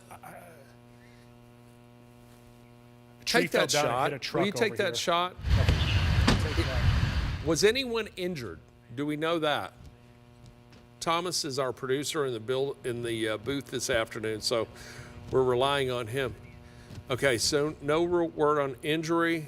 Looks like the airbag definitely went off in the truck. Agreed. It looks like it was towards the front side of the truck, and if you look, it seems like the actual frame, the driver's compartment per se, doesn't look like that was directly affected. Obviously, I'm speculating on this. I know I shouldn't be, but it looks like it maybe hit just the hood of the truck and the front of the truck as opposed to the cabin of it. So we'll keep our fingers crossed, obviously, that everybody's A-okay out of that. But obviously, it is still something we're keeping a close eye on here. So, Ron, I guess the good news is, at least out of this, we still technically have that tornado warning that is in place for Alcorn and McNairy counties, but we're starting to get more so on the strong wind aspect of things than necessarily the tornado threat directly. We haven't really talked too much about Lafayette County and into far southern portions of Marshall County and into Panola County. We have severe thunderstorm warnings that are spread out all throughout there. The good news is, at least for that portion of the Mid-South, nothing looks to be too terribly ominous from the perspective of seeing monster wind gusts, say over 70, 80 miles per hour. Yeah. It looks like it's just some heavy rain, and I'd say wind gusts probably at about 50 miles per hour. Doesn't mean that still can't cause damage, and heck, we've seen strong winds pretty much all day long. But at least the ability to see tornadic activity, that is starting to take a bit of a nosedive here, so there is at least some good news within that. The storm threats still have the potential for some small hail to be around. The areas that you see in purple on your screen, I know there's not a ton of them, which is great news. That means it's more rain than it is a hail threat. But the areas that you see in purple, especially to the northwest of Holly Springs, to the east of Byhalia, that's where we could be contending with some small hail potentially being around. As far as what the storm threats is indicating, this is saying some change-size hail, some dime-size hail, maybe some quarter-size hail. I think there's a better chance there's dime-size hail than quarter-size hail, but it at least still is indicating that there could be some around, say, near Highway 7 and Attaway, over in Tasca, Mac, to the south of Sladen and Mount Pleasant, along Highway 311 and 313 and State Highway 7. So here's your first alert. If you've ever been to that the roundabout area that is into Benton County here, you're going to see some heavier rain here rather shortly and the potential of some stronger winds. And, you know, these winds, they could still turn around and create some damage and chaos and, you know, issues along them. But at least we're not seeing anything that's terribly ominous from a tornadic standpoint here. Even into Alcorn and McNairy counties, we're in better shape now than we were, say, about a half hour ago. If you're in Memphis and Shelby County, the rain has really started to lessen its grip on us quite a bit. The same idea into Dyer County, Tipton County, Lauderdale County, even into Tunica County, most of DeSoto County, even Coahoma, Quitman counties. You're starting to see some much better weather conditions right now compared to just a half hour ago. If you're over into Hardeman County, if you're in Benton County, Tippah County, McNairy County, Chester County, there still are some showers and thunderstorms off to your west, but the ones that took the biggest punch out of this are the ones that are off to the east here. But certainly had quite a bit of lightning around with this. And Ron, worthwhile to note too, even though it's just outside of our coverage area, there is a tornado warning that is on the way for Hardin County. And if you're not sure where Hardin County is, that's where we start talking more about in the range of Pickwick Lake, over into Savannah. So your first alert, if you know anybody, and I know that some people do get us all the way out there in Savannah, your first alert, if you are out there, the BTI on that's a 4.6, so that's a pretty impressive number, but this is fortunately moving out of the Mid-South and more towards Middle Tennessee than necessarily here in the Mid-South. And look, I want to make a point here. You can watch us anywhere in the country on the Action News 5 First Alert Weather app or Action News 5 Weather app. My cousin was in St. Louis last night and texting me because she was driving back south and was watching our newscast from St. Louis last night. So texting me on that. So get the app, the Action News 5 First Alert app and the Action News 5 News app. Things are starting to look a little better. I want to once again give the all clear for Dyer County, Lauderdale County, Tipton County. Your severe threat is over. Shelby County, severe threat is over. DeSoto County, just about over. Tunica County, it is over. There's some precipitation down south, and we still have a severe thunderstorm warning right now that is for Coahoma County and Panola County, but your severe threat is just about over. 8:45, so another 4 minutes on that warning. But we still have several other warnings that are in the area right now. This polygon that extends from right around Madison County, it includes Chester, Fayette, Hardeman, McNary. Tornado possible again, mainly on that leading edge. That's where we've seen the potential for rotation this evening. So we're keeping that tornado warning in there, but right now it seems like it's a straight line wind event. About another 18 minutes to go there. That's going to be expired at 9 o'clock. You get to the south for Marshall County, Panola, and Lafayette counties, you've got a severe thunderstorm warning until 9:15. So again, National Weather Service including the tornado possible wording in that simply because, again, along that leading edge, there could be a little something that spins up quickly. And then you get down to the south for Lafayette, Panola, Tallahatchie, and Yalobusha counties, severe thunderstorm warning. Tornado possible within that line. That too goes until 9:15. So right now it looks like as we get to about 9:15, we're going to see our severe threat out of the area for the most part. Still watching these strong storms that are approaching the Tennessee River. But I got to tell you, Eric, this has played out just as we had anticipated, with the storms moving on through and reaching the Tennessee River right around or just before 9 o'clock. That's what we're seeing. I think as we get closer to 10 o'clock, we're going to see this line out of here, and that will cross on over into Middle Tennessee, Northern Alabama. There's still a lot of instability, by the way, in North Alabama, Middle Tennessee. Even though the sun has set, it got warm there today. That's a pretty potent line coming through, and there's some decent cold air that's coming in behind it, and that could create some big problems there. And Eric, our next big problem is going to be the cold that follows all this. Yeah, without a doubt, it is going to be a bit nippy out there across the Mid-South, whether it be Monday morning, Monday afternoon, and the coldest temperatures will be on Tuesday morning here. Of course, we'll talk more about that coming up at Action News 5 at 10 o'clock. But did get a couple of pictures in from Baker McCool. He works over in Tipton County for the emergency management officials there. And big thanks to Baker for giving us the ability to check these out. Baker's a fantastic guy. One of the first picture that you do see over my shoulder right here, this is over at Shady Lane near the Brighton, near Brighton Road. This is going to be just to the east of Brighton as far as the town itself here. You can see that there's a tree down here, and obviously I could see this a little bit better since I'm right at the top of the screen. Can we take that full screen? So this would be Marvin in the back. If you're looking for the fast track input here, that's what this one is. It's probably going to take up just a second to draw this up. There we go. So Marvin's quick on the fly tonight. Yeah. Good job, Marvin. So this is yet again looking at Shady Road. This will be Brighton and Clopton Road, just to the east of Brighton, Tennessee. And then another picture that Baker did send on in. This is over on 4500 Drummond's Road. And this is an area, tell you what, Drummond's, Tennessee, I think that's always got a magnet on it whenever it comes to severe weather. Man, because it always seems like that there is damage there whenever we have any event. And this was another tree that did come down here along Drummond's Road, specifically 4500 Drummond's Road. If you're not too sure where this is, this isn't too far from BJ's Convenience Corner and Bailey's Automotive and Racing. So just to give you a little bit of perspective where it's at. So let's go back to what we have going on here with the first alert radar here across the Mid-South.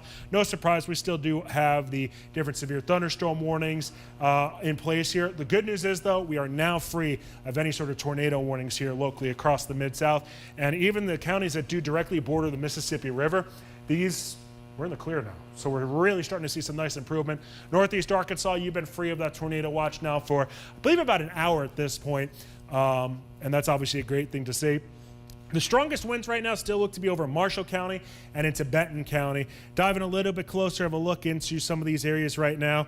Holly Springs over along Highway 72 in the Sladen community, Early Grove. Some of those areas certainly we keep a really close eye on after what happened here almost a year ago at this point with some of the tornadic activity that we did see. Fortunately tonight, not nearly as active as what we did see here almost 365 days ago. But with that said, still have some pretty strong winds, some pretty heavy rain moving along Highway 72 right now. You see me going back and forth with some of these storm winds. I'm just trying to see if there's anything really capturing my attention that I think we could be seeing some significant wind activity or tornadic activity. Quote unquote, fortunately, it does look like these are kind of run-of-the-mill, relatively tame, relatively weak severe thunderstorm warnings that are in place. If you're wondering what these areas in purple are, that's where there could be some small hail around, maybe some pea-sized hail to dime-sized hail. Nothing that looks to be too terribly threatening here for the time being, so obviously that's a great thing to see. As far as some of the rain rates are concerned, some of those rain rates are still pretty significant right now. So your first alert, if you know anybody traveling along Highway 72, anybody traveling along I-22/Highway 78, still has some heavier rain moving on through. Further down to the south, north of Tupelo along 45, still seeing some heavier rain. And in Corinth, you're just about clear from that first batch of rain, but there's a secondary batch of rain showers and thunderstorms off to your east that will be moving on through or marching on through here. These have been moving off to the east at about 50 to 60 miles per hour. Let me give you a first alert if you are along this line and if your point's east of here to when you could really start to see this clear on out. I'll split the difference. We'll go like a 57 here. So we're looking at Hornsby at about 849, Middleton, Tennessee at 851, Hickory Flat and Henderson, this is into Chester County, at about 856. Faulkner at 857. That's when the secondary line of showers and thunderstorms and some 40 to 50 mile per hour winds looks to move through your area at about 857. Finger at 859. We're looking at the top of the hour into Ripley, Mississippi for that next shower and thunderstorm threat. Blue Mountain also at 9 o'clock, Bethel Springs at 9:01, and Myrtle at about 9:03. If you're going a little bit further to the east, Corinth, I think in the range of about 9:15 to 9:20, that's when this next line of showers and thunderstorms will move through your vicinity, and into Savannah, looking more in the range of about 9:30 or so. So, Ron, the good news is at least we're starting to not see necessarily these showers and thunderstorms. They don't have the ability to work with as much fuel as some of these did earlier today, right, but we still are going to see some stronger winds, some hail, some heavier rain around with these as well. Will you humor me for just 1 second? That terrifies me. Can you pop up some skits on the precision tracker? Sure. Because I want to compare. I want to do a little comparison. I want to look at that skit that's around Savannah. Okay. All right. And what I'm looking at specifically is the top of the storm. You see the word top right there in that blue box on the top left-hand screen. That's at 41,000 feet. All right. So that's tapping in some cold air. That's enough. That's some fuel to really keep that line going as it moves east. Let's hit one of those skits back to the west of it and see what the top is. 20,000 foot. Half the size. So the storms, lower top storms, still packing a little bit of a wallop, right, but not tapping into that colder air aloft, which would allow those storms to become intensified. Hit the one that's just behind it. What was the 25,000 feet on that? That's the one that's in northern Marshall County, kind of near the Sladen region. All right, so the tops of the storms are coming down. So there is colder air that is moving in aloft. And let me tell you, you're going to feel it tomorrow morning when you step out the door. It's going to smack you. It's going to be cold. But the higher top storms are to the east. That's going to take out a nice a bit of instability, right, for that line that's coming in behind it. So I think what we're going to transition to is from the threat of damaging wind to the threat for possibly some smaller hail, still some brief gusting winds, but more of a very heavy rain and a lightning threat with this. As a matter of fact, check out, come to me on the First Alert Doppler radar. Let's take a little look here at what we're talking about. So when we start talking about storm heights, all right, the higher a storm goes up, the colder the air aloft, and it can really drag that down and intensify that storm. You get it lower, it's not hitting as cold of air aloft, but it still has the potential to be strong. But look at the lightning right here. All right, this is where we have the higher storm tops. Got about 435 strikes of lightning in there. This little area right here, about the same size box, we're looking at 338 strikes of lightning. So slightly weaker. That's the point I'm making overall in this. But we're still getting some very heavy rain with this.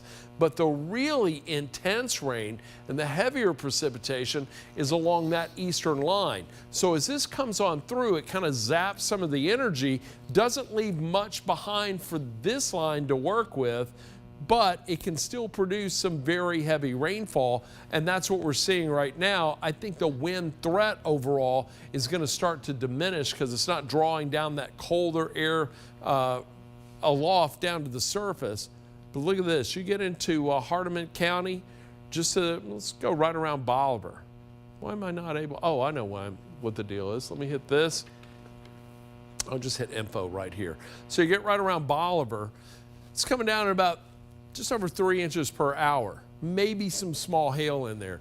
You get right around southeastern McNairy County or Marshall County near Potts Camp, about 2.5 inches per hour. To the northwest of Oxford, right there in northwestern Lafayette County, just under 2 inches per hour. Still kind of heavy though, down around just to the south of Panola County, coming in at close to 3 inches per hour. Now, as far as the line itself, let's take a look at the velocity. This is the wind, and there are a couple of areas right here. We're seeing some decent wind signatures and even indication of rotation, and there's a tornado warning that's for Hardin County right now. That's going to go until 9:15. So folks that have property up around near Pickwick Lake, there could be some damage in there. A lot of trees, heavily wooded, and some stout winds. But you get a little farther to the south and west, the wind itself not as intense as what we're seeing here, although what I see down around northern Lafayette County, I want to watch that closely. We are hitting that a little higher elevation too. Northern Yalabusha, yeah. Yeah, you see that little area right there near Oxford? Let me hit the spectrum width on that. It's pretty windy. Oxford, right? Do we have the Oxford camera? Is that up? Can we pop that up? Can we take a look at that? There should be some decent wind coming. Oh, you can see the flags. It's got a bit of a shimmy to it. You can see the flag out there was almost vertical, I guess, meaning not much wind not too long ago, and now it's pretty much horizontal. So winds are kicking up pretty good there, and all the flags, that's the case here. So, I know, Ron, this is obviously a camera you and me have monitored quite a bit here over the past year or so for a plethora of different reasons. Oh, and look, Oxford just got hit hard. Lafayette County and really north central Mississippi with the ice storm from several weeks ago. And there are still people cleaning up there. There are still parts of Lafayette County that look like a war zone still as a result of what came through there. I know it doesn't look like there's a lot of rain in Oxford from that live view right now, but go back to the First Alert Doppler radar because we got very heavy rain that is just now starting to make its way in. Let me put a track on this too, because I'm going to track it from that heavier rainfall to the east. So we're still dealing with the potential for, and look, right along this leading edge, you could get that sudden gust of wind again. So I want to keep a close eye on that camera there. But right now, it's primarily very heavy rain. So Burt, 859, heavy precipitation coming in here. Altus, 902, Delay, 904, Darden, 907, Myrtle, 911, Thaxton at 916, and into New Albany right around 919 as that moves off to the east coming in from the west. But I don't think this is going to have the same severe dynamics as that initial line did, or the one that is farther east of that area as that pushes on through. So that's what I'm seeing. And right now, look at this.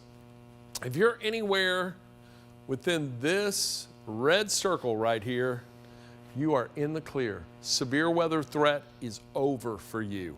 But we're still watching everything that is moving to the east of that line, and the potential for some damaging winds still exists for McNary, Tippah, Alcorn, and should be exiting Lafayette County soon, but Union and Panola County, that's coming your way. But I think the additional threats for severe weather, just about over for much of the area. As a matter of fact, let me go back. Let's see if I can show you the tornado watch. We've got a lot of counties that are now removed. Eastern Arkansas is out of this. Technically going to remain until 11, but things are looking much better, and I think we're going to see this canceled before 11 o'clock for much of the area. Do you think that area that's to the south of Oxford, I know you were just kind of looking at that area specifically over Oxford, but just south of Oxford near the Water Valley region, Yeah. is that trying to bow itself a little bit, maybe try Looks to like kick itself to the I see northeast? what you're looking at. Right down there, Yeah. just approaching 55. Yeah, just to the that's- east of 55. Yeah, that's pretty ugly right Yeah. there. Let me put a And track decent on amount of that. lightning, too. Oh, there's a lot of lightning in there. And that, well, he's talking about that Boeing segment. Now, this is just outside our coverage area right here. But let's put a track on this because that's going to be intersecting 55. You get a lot of semis traveling along that. And look, you get a 50, 60 mile an hour wind crossing a major highway, that can turn over some semis quickly. So 859, Dubard coming through there. Grenada at 905.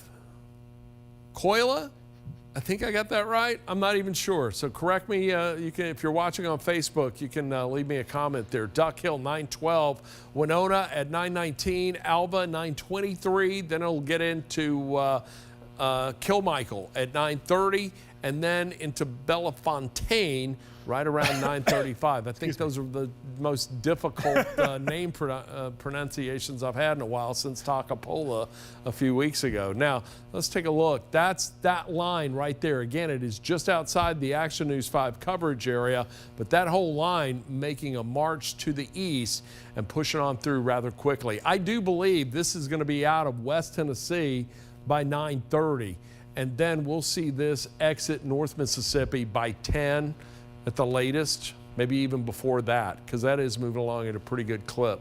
What are you seeing, Eric? Just kind of looking at some of the different reports from the National Weather Service that are, trickling in just from the different county officials. And I've seen a couple of different reports of trees being down in Lafayette County. That was our main concern with this the entire time. Yeah. Trees going down with straight line winds. Saturated ground, too. Yeah, So without a doubt. that contributes to it. And apparently over in Paris, Tennessee, there's a tree on a house. I know that's kind of about going outside of our coverage area here at Action News 5, but still just relaying kind of different things that I'm hearing right now. But You got temperatures, quick access to temps. While he's doing that, hey, Marvin, can you pop up that Midtown camera? I know we're focused in on something going on down around the Walgreens at Union and McLean, but what I want to show our viewers at home is that camera shaking. That's at 200 feet up on top of the tower out here at 1960 Union, and that is one heck of a shimmy in that camera. It is windy. and worthwhile to note, too, when you do have a little bit of a zoom in with the camera, it's always going to amplify that wind a little bit. Yeah. But it does take a decent amount of wind for this still to shimmy itself a bit. So Yeah. you're right Yeah. about that. Tell you what, Ron, I think some of our temperature sensors are really starting to update now. We're starting to get a little bit more uniform values and really more accurate numbers. It's 48 degrees into northeast Arkansas, upper 40s here into northeast Arkansas. Tunica down to 50 degrees, and that's also the case at Memphis at the airport here, down to 50 degrees. To the east, though, we are still seeing some warm conditions. At Selmer and Ripley at 74, 68 in Corinth, but notice at least into Bolivar, Holly Springs, and Oxford, those temperatures right now ranging from 64 to 57 degrees and rapidly declining. So we're getting really close. Once you see those numbers fall back in the lower 60s, let alone being colder than that, that's when the ability to see severe weather really does take quite a nosedive here. So good news is we're starting to get on the backside of this system. The bad news is we're going to have to deal with the cold conditions here, but quite frankly, I think most people would rather deal with those colder temperatures than having to worry about any sort of strong winds, tornadoes, things of that nature here. So here's your wide view of things, and I think overall, Ron, we're starting to see some really nice improvement here into western Tennessee and into northwest Mississippi. Now, if you're northeast Mississippi, you still have about an hour to go before this is going to be done. I tell you what I want to do, and look, we've got an NBA game on NBC. We're coming up on 9 o'clock. We're dealing with severe thunderstorm warnings right now. I think this is a wind and heavy rain event that is that's on the radar right now. What I'm thinking, Eric, is that we transition over to our digital platforms, continue to track these storms. We're going to be back here for Action News 5 at 10, but we do have an NBA game tonight. I know the Nets are playing, I think, the Golden State Warriors. Yeah, Knicks and Warriors right now. 3-point game about to go into the fourth quarter. Yeah, so I tell you what, let's give you the last hour of that game, or we may be in the second half of that game. If you want to continue to track the weather with us, because look, we're still dealing with severe thunderstorms that are coming through northern Mississippi, parts of West Tennessee, but this is going to be out of the area soon. Memphis and Shelby County in the clear, as is most of our coverage area. So I don't want to hamper your regularly scheduled programming, but I don't want to stop tracking these storms. So Eric and I are going to stay on our digital platforms. You can find us on 5.3. You can also find it, that's if you're watching over an antenna. You can find us on the Apple, Amazon Fire, and Roku apps if you have the Action News 5 app on those streaming platforms. And if you don't have that app, I want you to download it. If you're watching on your phone or your tablet, you can watch us on the Action News 5 or the First Alert Weather app, or you can watch us on YouTube or Facebook. We're going to stay on those platforms. So I want to give everybody a quick chance behind the scenes to transition to that. Let's get back to NBC programming. We'll continue to track this digitally, and we're going to be live on Action News 5 at 10 with a complete recap, and we're going to talk about bitter cold. We hit 78 today. We're at 50 right now. You're going to wake up to about 32 in the morning. We're going to be talking more about that. Eric Brill, great job on air tonight. We're not stopping. We're just moving to a different platform. So if you want to watch the game, it's there for you. If not, hit 5.3 on your antenna and come and join us there, because we still got more weather moving through. In the meantime, for meteorologist Eric Brill, I'm meteorologist Ron Childers on Action News 5. Back to your programming, but the storm tracking continues on our digital platforms. All right, guys, so we are still on digital. Am I right, Marvin? You got us there?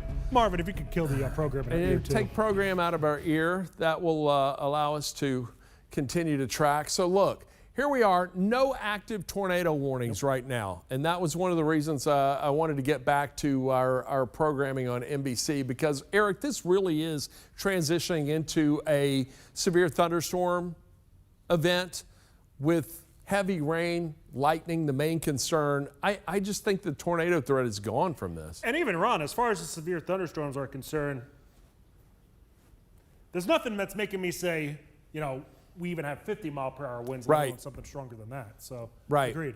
And this is just about to exit Lafayette County down south. I'm looking at this little line, and I know it looks a little ugly right now. It's moving off to the east-northeast. Let me zoom in a little tighter on that and just go ahead and put a track on it, because, yeah, it is coming out of the south and southwest. Not a lot of activity around Tupelo, but I think as this gets past Lafayette County, could ramp up a bit, especially as it gets into Panola County.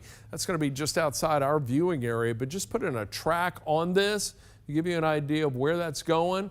That's going to move off to the east-northeast. Tupelo, that's going to bring that into you at about 9:49. We'll see that get into Altus at 9:04, then into Bruce at 9:17, Thaxton 9:17, Pontotoc 9:30, Holka at 9:37, then into Saltillo at about 9:47, and again Tupelo at 9:49. But that's going to be the threat for damaging wind, very heavy rainfall coming in through that. And just taking a look, I'm not even really seeing that much in the way of hail with this.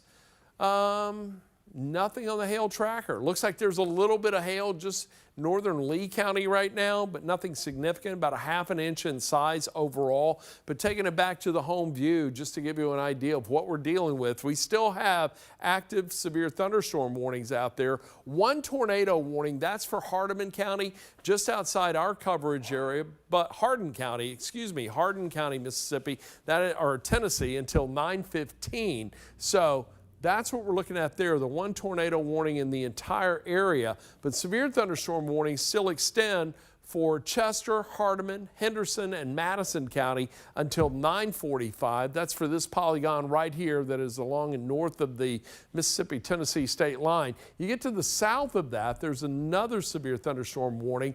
That is for Benton, Lafayette, Marshall, and Union counties. Tornado threat possible in that, but right now it looks like it's more of a wind event. That goes until 9:15, but just to the east of that, we've got another severe thunderstorm warning that is for Alcorn, Prentiss, Tippah, and Union counties. That's going to go until 9:45, and then you've got this little severe thunderstorm warning that is for Itawamba, Lee, Prentiss counties.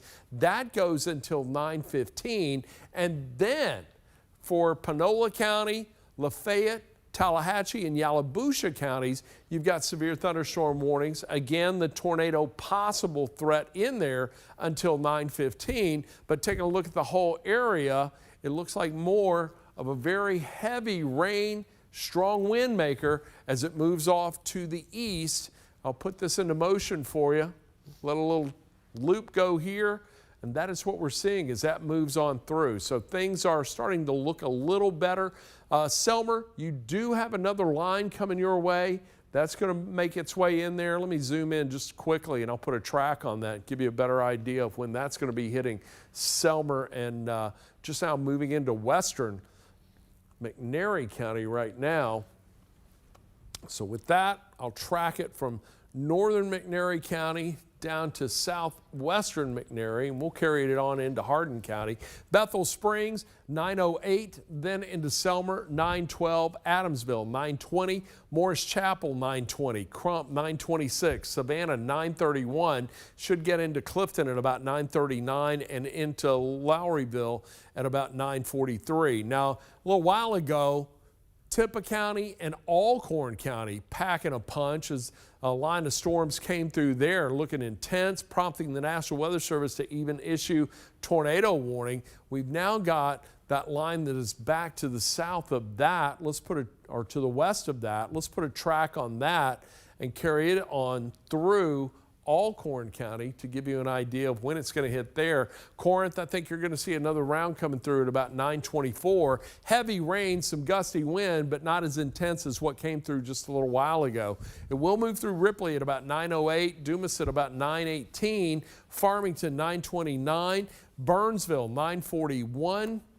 Did I say Boonville, 9:34, Iuka, 9:49, and then into Tishomingo at 9:59. Then this little line right here that is just now coming through Oxford. And I want to pop up that Oxford camera in just a minute because we were looking at it a moment ago and it was primarily light rain but windy. So I'm anxious to see what that's going to look like right now with the heavier precipitation on top of it. Oh, it's raining. But it is just about to exit. And that will move into delay at about 9:08. Banner 9:17, Thaxton 9:19, Ecru 9:27, Pontotoc 9:32, Sherman 9:37. Then it's going to move into Belvin at about 9:42, Sotillo at 9:46. So let's take a look at that camera in Oxford. There it is right now. That wind's still blowing. And notice, Eric, the direction of the flags blowing is shifted. Yeah, that was something I picked up too. That's funny that you said that. It looks like it rotated or turned itself about 135 degrees or so, so it makes sense.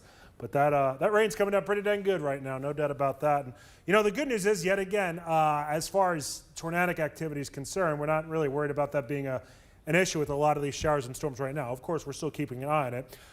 But it is worthwhile to note that the severe thunderstorm watch has been trimmed down yet again here to not include most of the counties along the Mississippi River. What's kind of interesting though, Ron, and I want to give you a minute to kind of catch your breath because you've been going here for a little bit, but into eastern St. Francis County and into southern Crittenden County, just kind of what we have popping up still on the radar here, and I'll pop it up behind me so this way you guys can take a look at it. But there's still some small little clusters of showers and storms that are trying to redevelop here, and this is long after the cold front's come and gone here. So that's that cold air squeezing the last remnants of moisture out. Yeah. That's what can you pop up Max 1 over there behind you? Just pop it up behind you in the monitor, and that shows you the counties that have been eliminated from the tornado threat.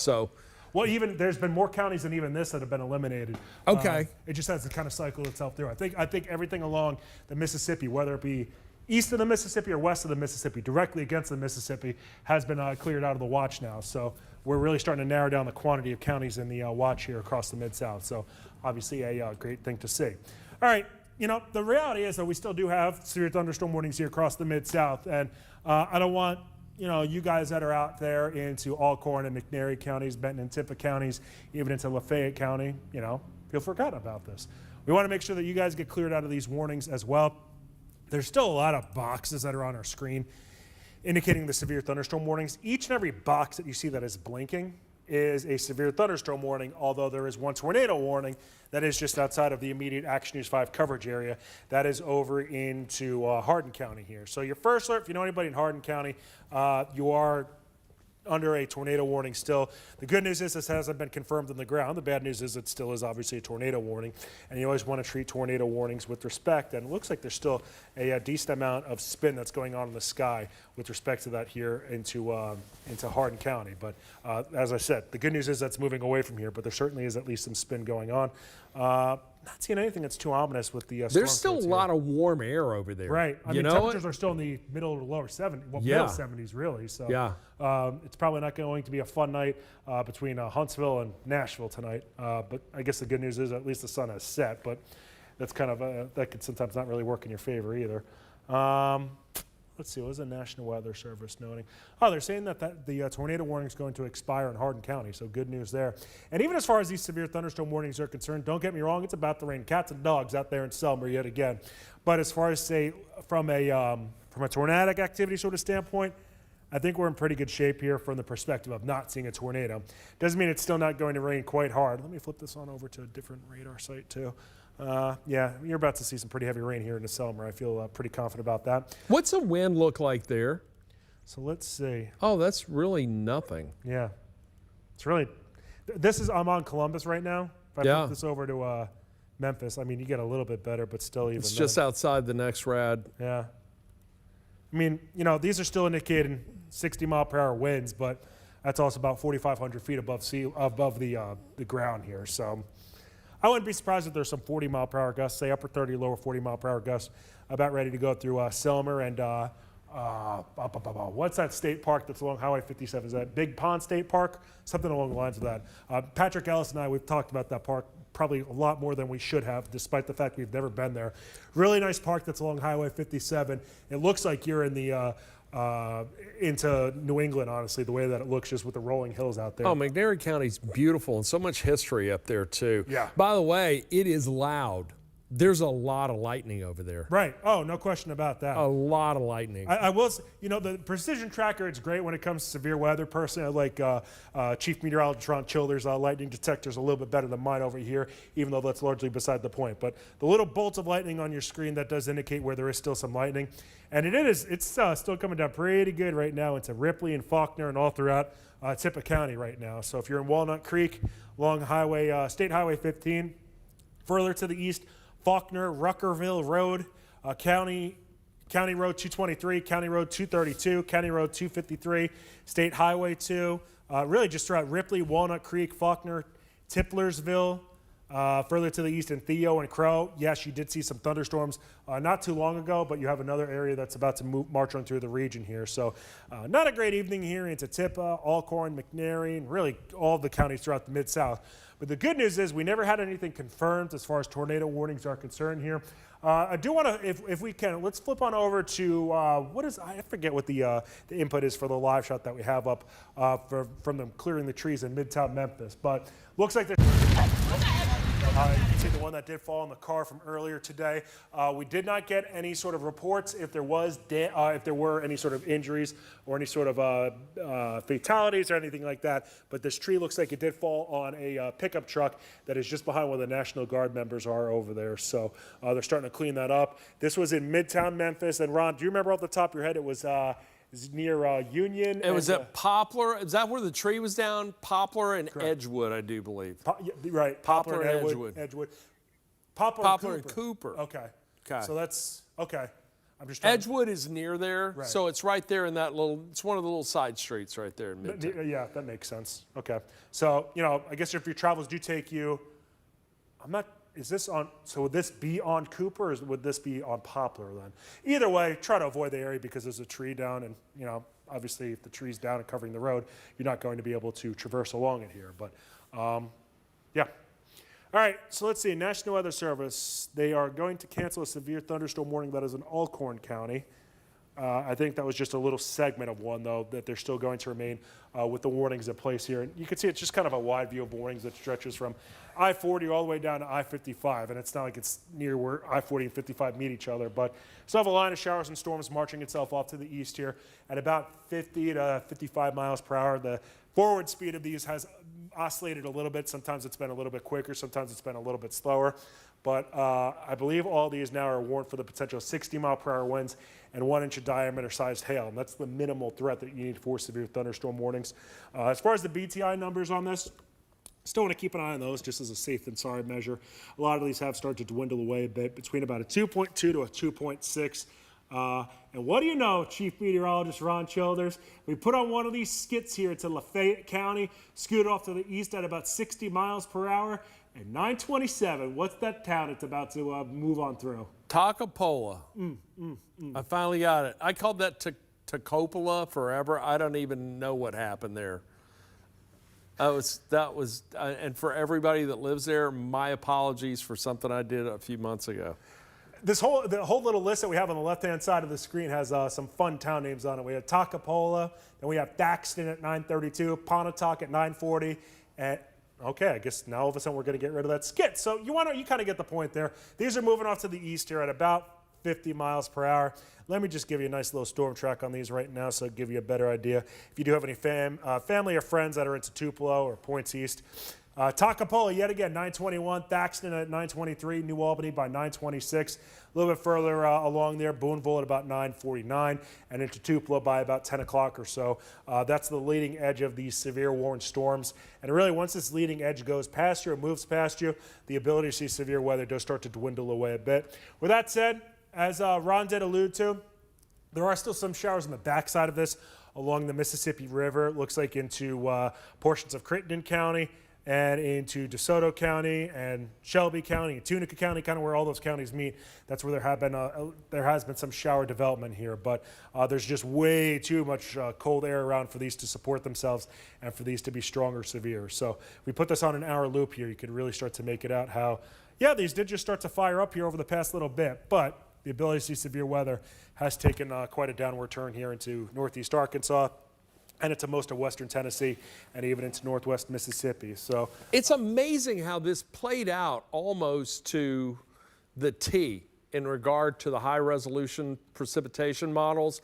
It showed this at 9 o'clock with that line approaching the Tennessee River, and I mean almost depicted it beautifully, and the majority of northern Mississippi out by 10. Yeah. So I've been on Facebook the last couple of minutes just trying to answer some questions, but look, let me draw this line for you. So anybody that's still watching, if you are along and west of this line, you're in the clear.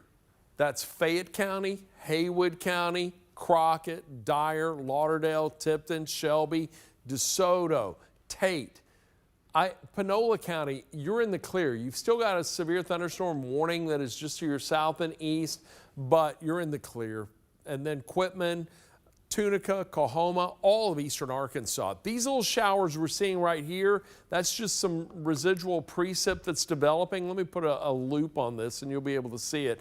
Basically, there's a lot of cold air that's starting to filter in now, but there's still some moisture that's coming in out of the southwest. As this whole line moves off to the east, that cold air coming in, intersecting from the west, northwest, just kind of squeezing out some showers. So these areas may still get a little scattered precip, but not severe. It's along this leading edge right here. That's where the threat for the strong to severe storms remains. And McNairy County, it's almost past you. It's now moved on through Madison County. It's pushing to the Tennessee River there. Alcorn County, once we get this little line moving through that's coming out of Tippah County right now, you're good to go. I think the majority of Lafayette County is out of it right now, even though we still have a severe thunderstorm warning that remains in effect for Lafayette County for another few minutes. That's going to go until 9:45, but I think in the next 20 minutes, you're done. Maybe even closer to that. Yeah? north of Ripley, I'm just seeing a pop up on Precision Tracker right now. Do we have a nice little beware going on?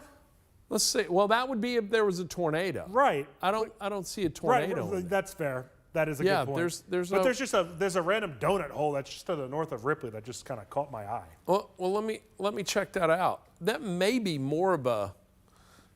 It's north of. I see that. I mean, it's literally just by itself. It's not really much of anything, but it just Okay. just kind of randomly caught my eye. And you know, I'll be the first one to admit it. Ron, you've been doing this quite a bit longer than I have. You've been able to analyze radar like this a lot more than Yeah. I have. I love learning from you, so let it rip. All right. Well, Marvin, pop me back up. Let's see this. All right. So here's what Eric's talking about. Okay. So he sees that little donut hole right there. Do you see? Well, I didn't mean to do that. Let me clear that out of there. You know where I'm talking about, though.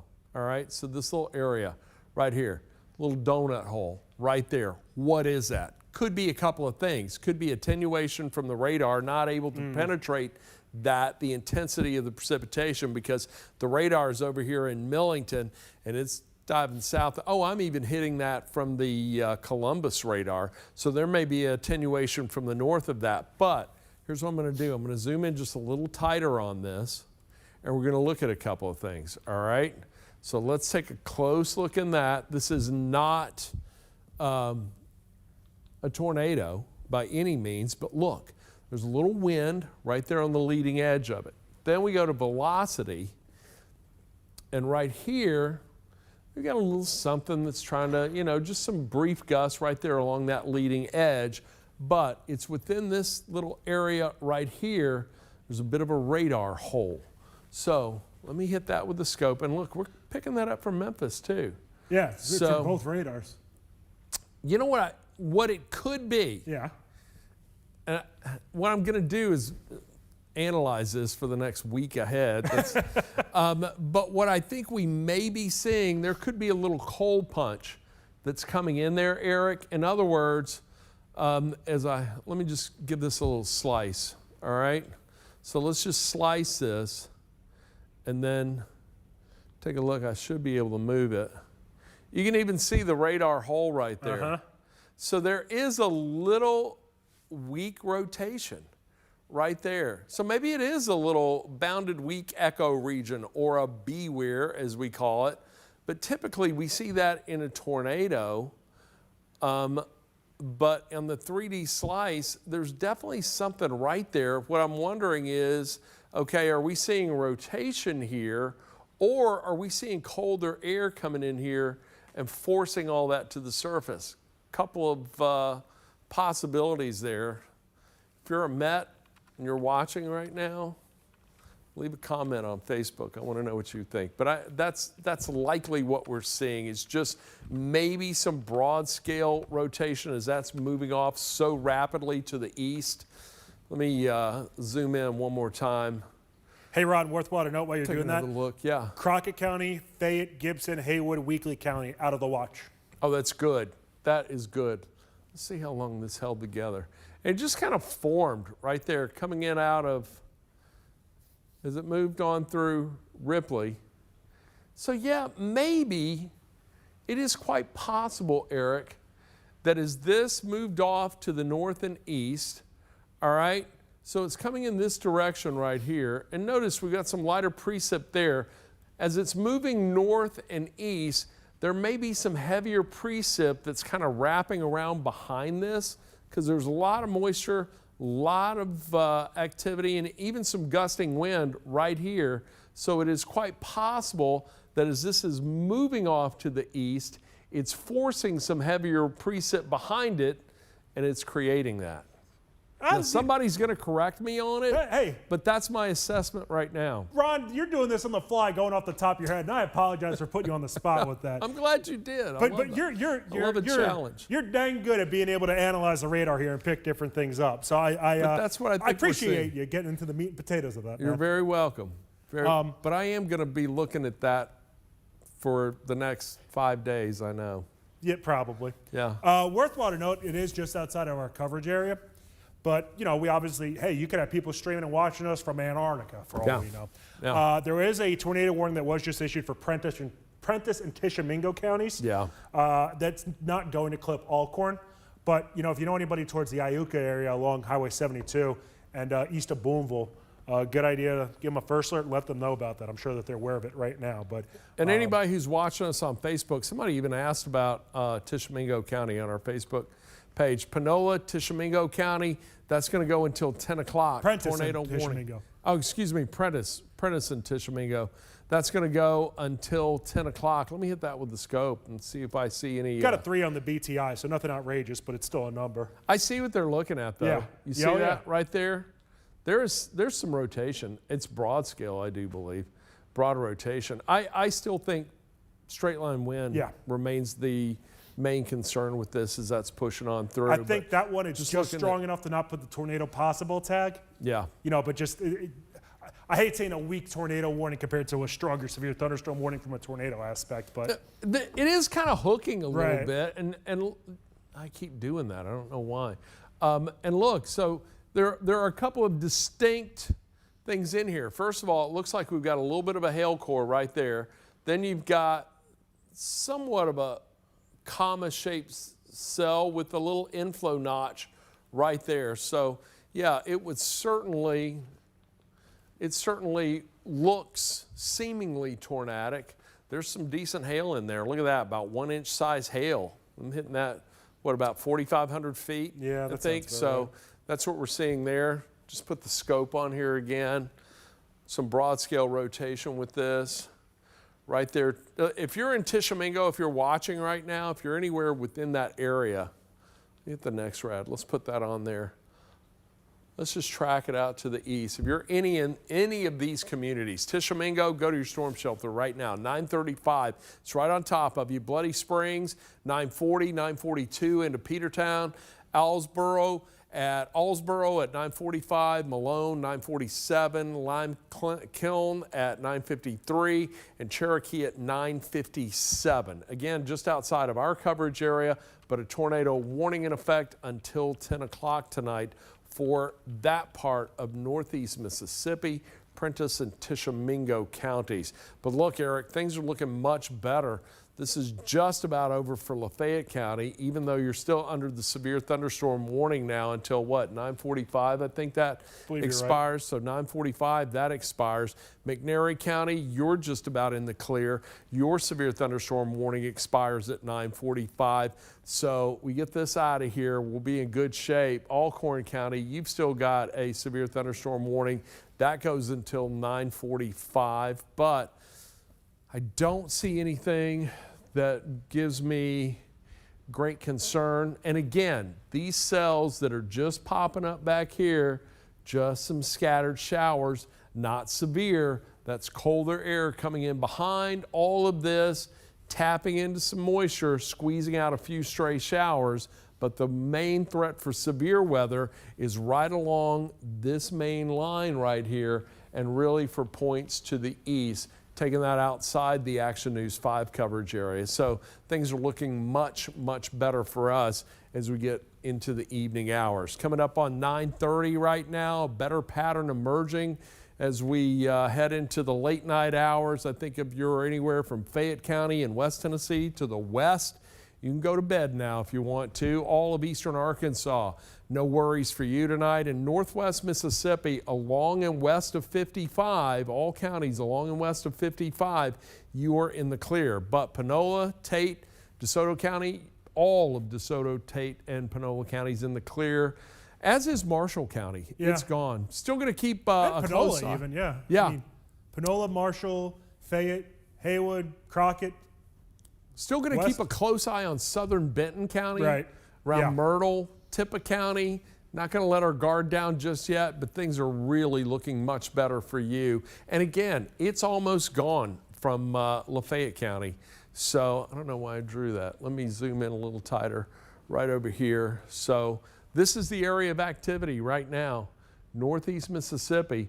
And again, McNairy County, you're in good shape. Hardeman County, I think your severe weather threat is over. Agreed. This little area right here in southeastern Tippah County, still another line coming through Corinth. May get a little brief gust of wind, but any significant severe weather is over. Did they just expand this for Still the 9:45. severe thunder? Yeah, that's going to go in. Okay, 9. Let me hit that. 9:45. Okay, so severe thunderstorm warning, 9:45. We're at 9:30 right now. That is just about over. Let me reset. Whenever there are overlapping polygons, it's very difficult sometimes. So right now, well to our east and southeast, that's where the stronger storms are at this time. Eric, what you got? Yeah, I mean, it's pretty much at this point, far eastern portions of southeast portions of Tippah County, eastern Alcorn, a very small sliver of McNairy County, and that's really about it. I think even as far as just even doing this goes around, we'll be able to wrap this up here within, I'd say, the next 15 or so minutes. And a lot of these warnings, it is worthwhile to note, they are expected to expire here at 9:45, but I'm sure there will be some adjustments. I do want to pop up the Oxford camera behind me here so we can see what we have going on. And Calmer now, but windy. Right. The rain, there's still wind out there, but as far as the rain goes, it's a much more manageable picture than it was not too long ago. Have still seen some lightning in the distance, but fortunately it doesn't, well, as I say that, of course, there's some But that's to we're looking southeast, all right? Yeah. So we're looking southeast with that. That makes sense. That's where the lightning is right now. Exactly. But look, Lafayette County, your severe weather threat is over. Yeah. Union and Pontotoc counties, you've still got the potential for some, about a half an hour for you. Still the potential for some damaging wind just to the west of Tupelo, but things looking much better. And really, the most intense cell right now is that little cell that's right there around Tishomingo County. Yep. That's trying to move on into the shoals of Alabama. Yeah. So that is, and did they just extend that warning? They sure did. That would have been, well, Huntsville would have put out a new warning. Okay, so Huntsville picking up on that, adding a new warning. There is rain here in Midtown. Marvin, can we pop up the Midtown camera and just show folks what's going on? It's still windy out there, but it is just rain. It is not severe. There are no warnings for Memphis and Shelby County. Let's see if, and they've updated the tornado watch map. Let me go ahead and show you that. Can we do that? Let me show you, whoops. I don't know why it moved off like that. Let me go back to it. Here we go.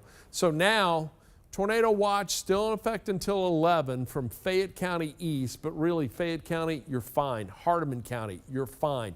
Marshall, Panola, Lafayette County, you're still in the watch technically, but your tornado threat is over. And that goes for Haywood and Crockett County as well. We're not looking at anything in the way of tornadic activity coming your way, but the National Weather Service confidently trimming back all the counties that border the Mississippi River in West Tennessee, Northwest Mississippi, the counties that border the Mississippi River, but that's also including Quitman and Tate counties, and all of eastern Arkansas now in the clear. So things are shaping up much better. But Hey, Ron, I do want to make a note that into, where would this be?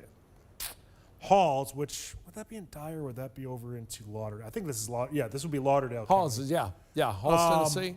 There was a barn that did come across 1155 Cooks Road, and that's what you see in the background here. Ooh. Marvin, this would be, there you go, thanks Marvin. Yeah. This is this is what it looks like. This is going back about an hour and a half ago, but a barn looks like it, or a barn, a shed, I guess really more of the accurate term, looks like it went across 1155 Cook Road there into Halls, Tennessee. This is into northern Lauderdale County. So not a great situation obviously there. I'd imagine this has probably been cleaned up a little bit since then, but thanks to the Lauderdale County officials over there giving us the ability to check that out here. So that's kind of what it looked like here over into Lauderdale County, at least specifically into 1155 Cook Road.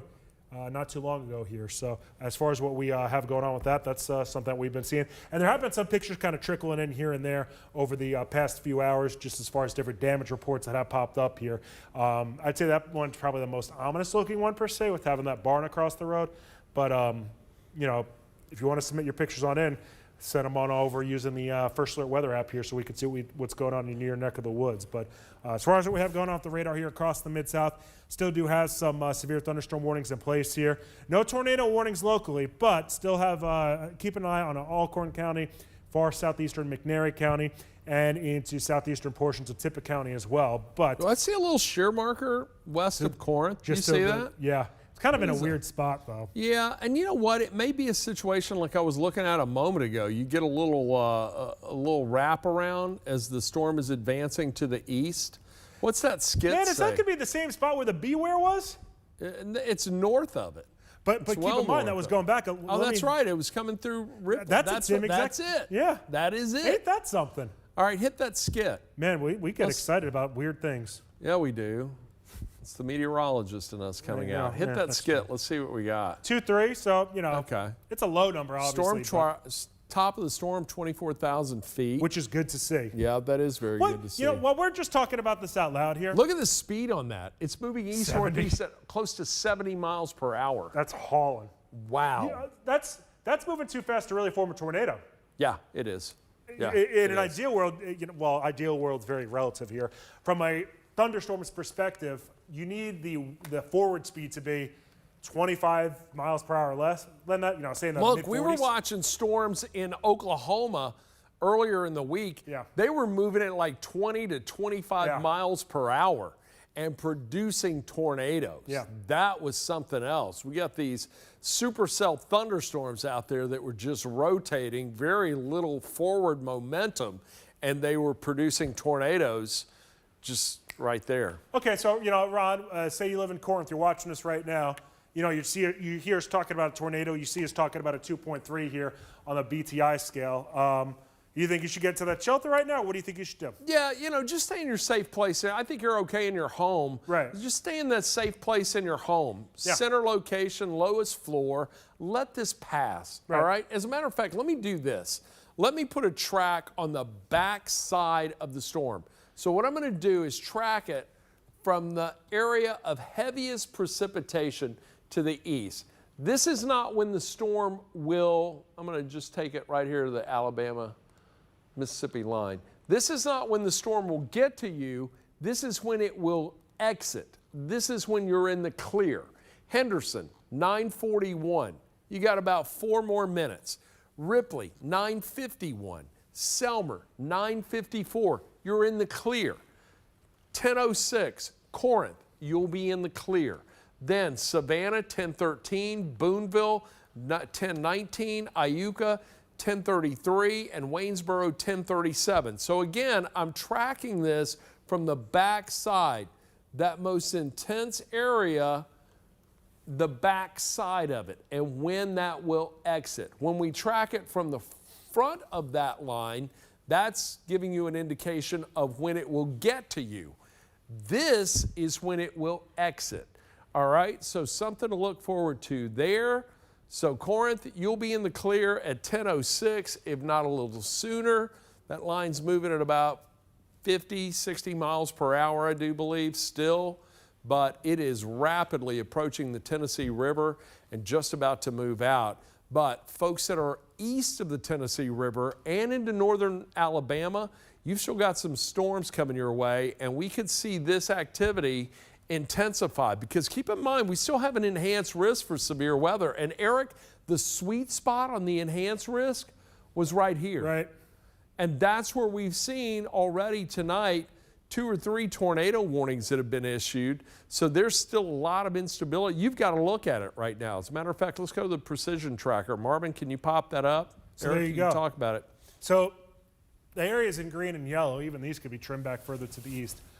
The areas in green, that's a marginal risk. That's a level 1 out of 5. The yellow, that's a slight risk. That's a level 2 out of 5. The areas in orange, tan, brown, whatever you want to pick, that's a level 3 out of 5, that enhanced risk. And that had been in place all throughout the Mid-South. But the Storm Prediction Center, who issue these outlooks, they're very good about when an event's going on and there's starting to be some clearing behind.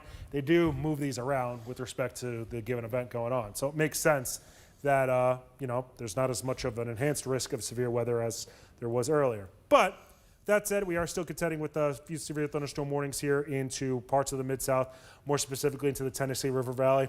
I'm kind of surprised that they haven't cleared Marshall County and Benton County out of this warning quite yet, but you got to be safe than sorry. It's easy for me to say that from this perspective when you're At the National Weather Service, it's a little bit different of a animal having to clear counties out than what it is from my standpoint. But yeah, I think we're in pretty good shape. And don't get me wrong, and Ron's talked about this.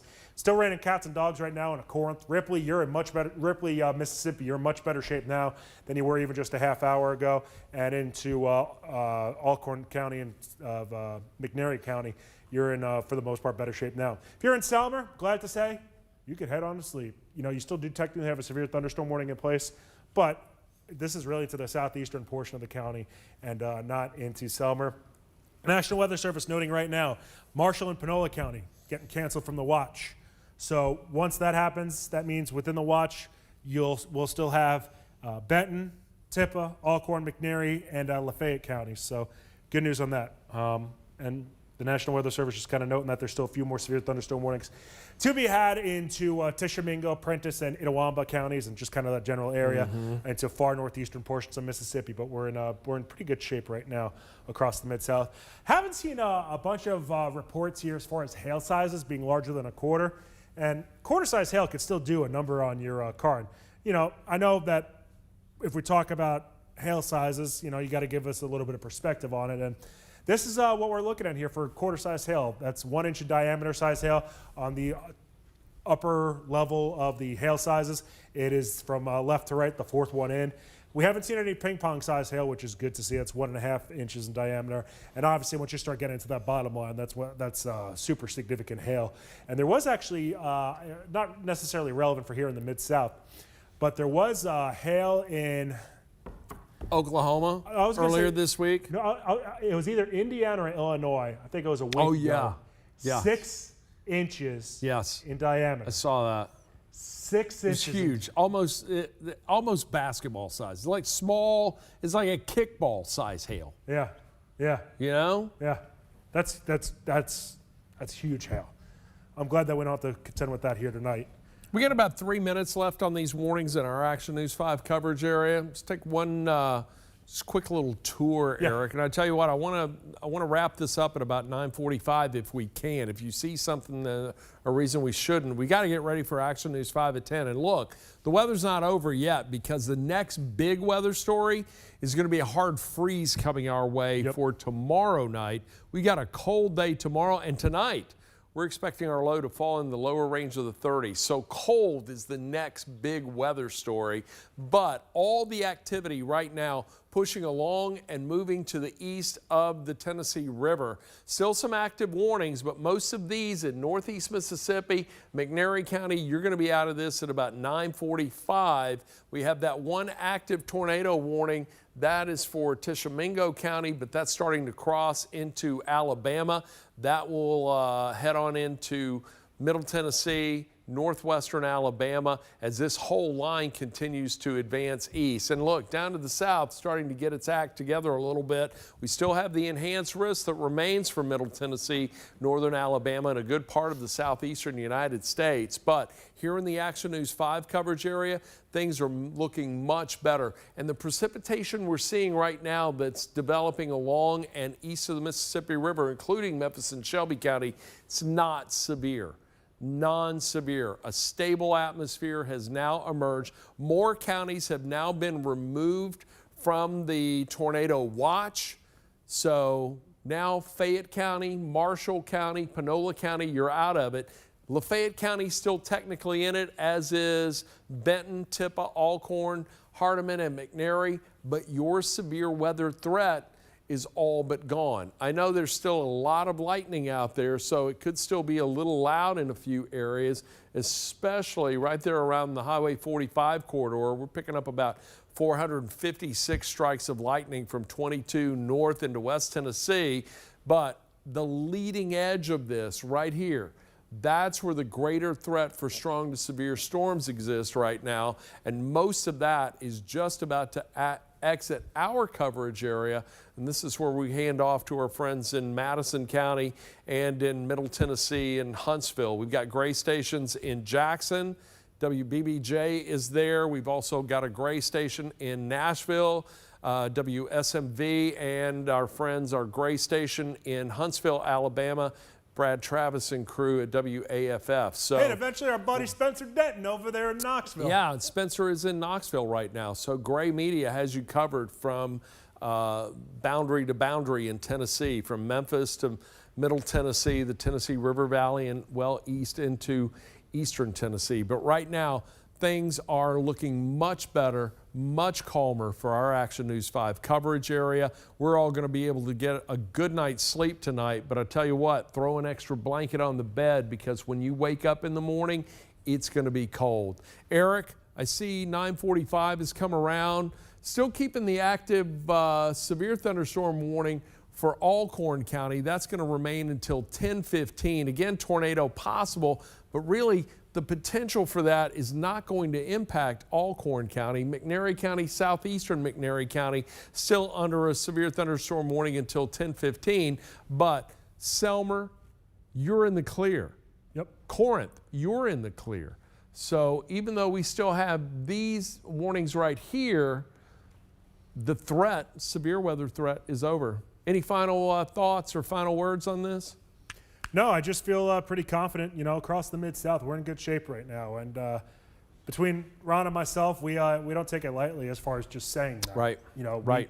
We really do think we're in a great spot right now. So when you see us on, pay attention, all right? And if you don't see us on television, you're okay.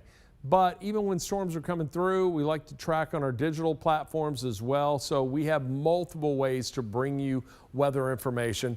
But get the app, the Action News 5 First Alert Weather app.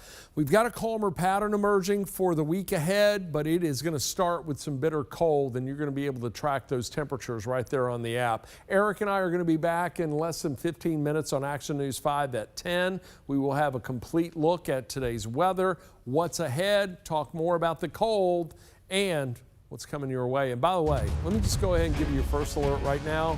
Next weekend, we're looking at temperatures in the 80s, nice and dry. Something to look forward to. Eric Brill, it's always a pleasure to work with you, my friend. likewise, pal. All right, we'll get you back to your surfing or whatever it is you were watching. Maybe it's the Americas. There you go. There you go. Have a good night. We'll see you at 10 on Action News 5 at 10 with Kelly Cook.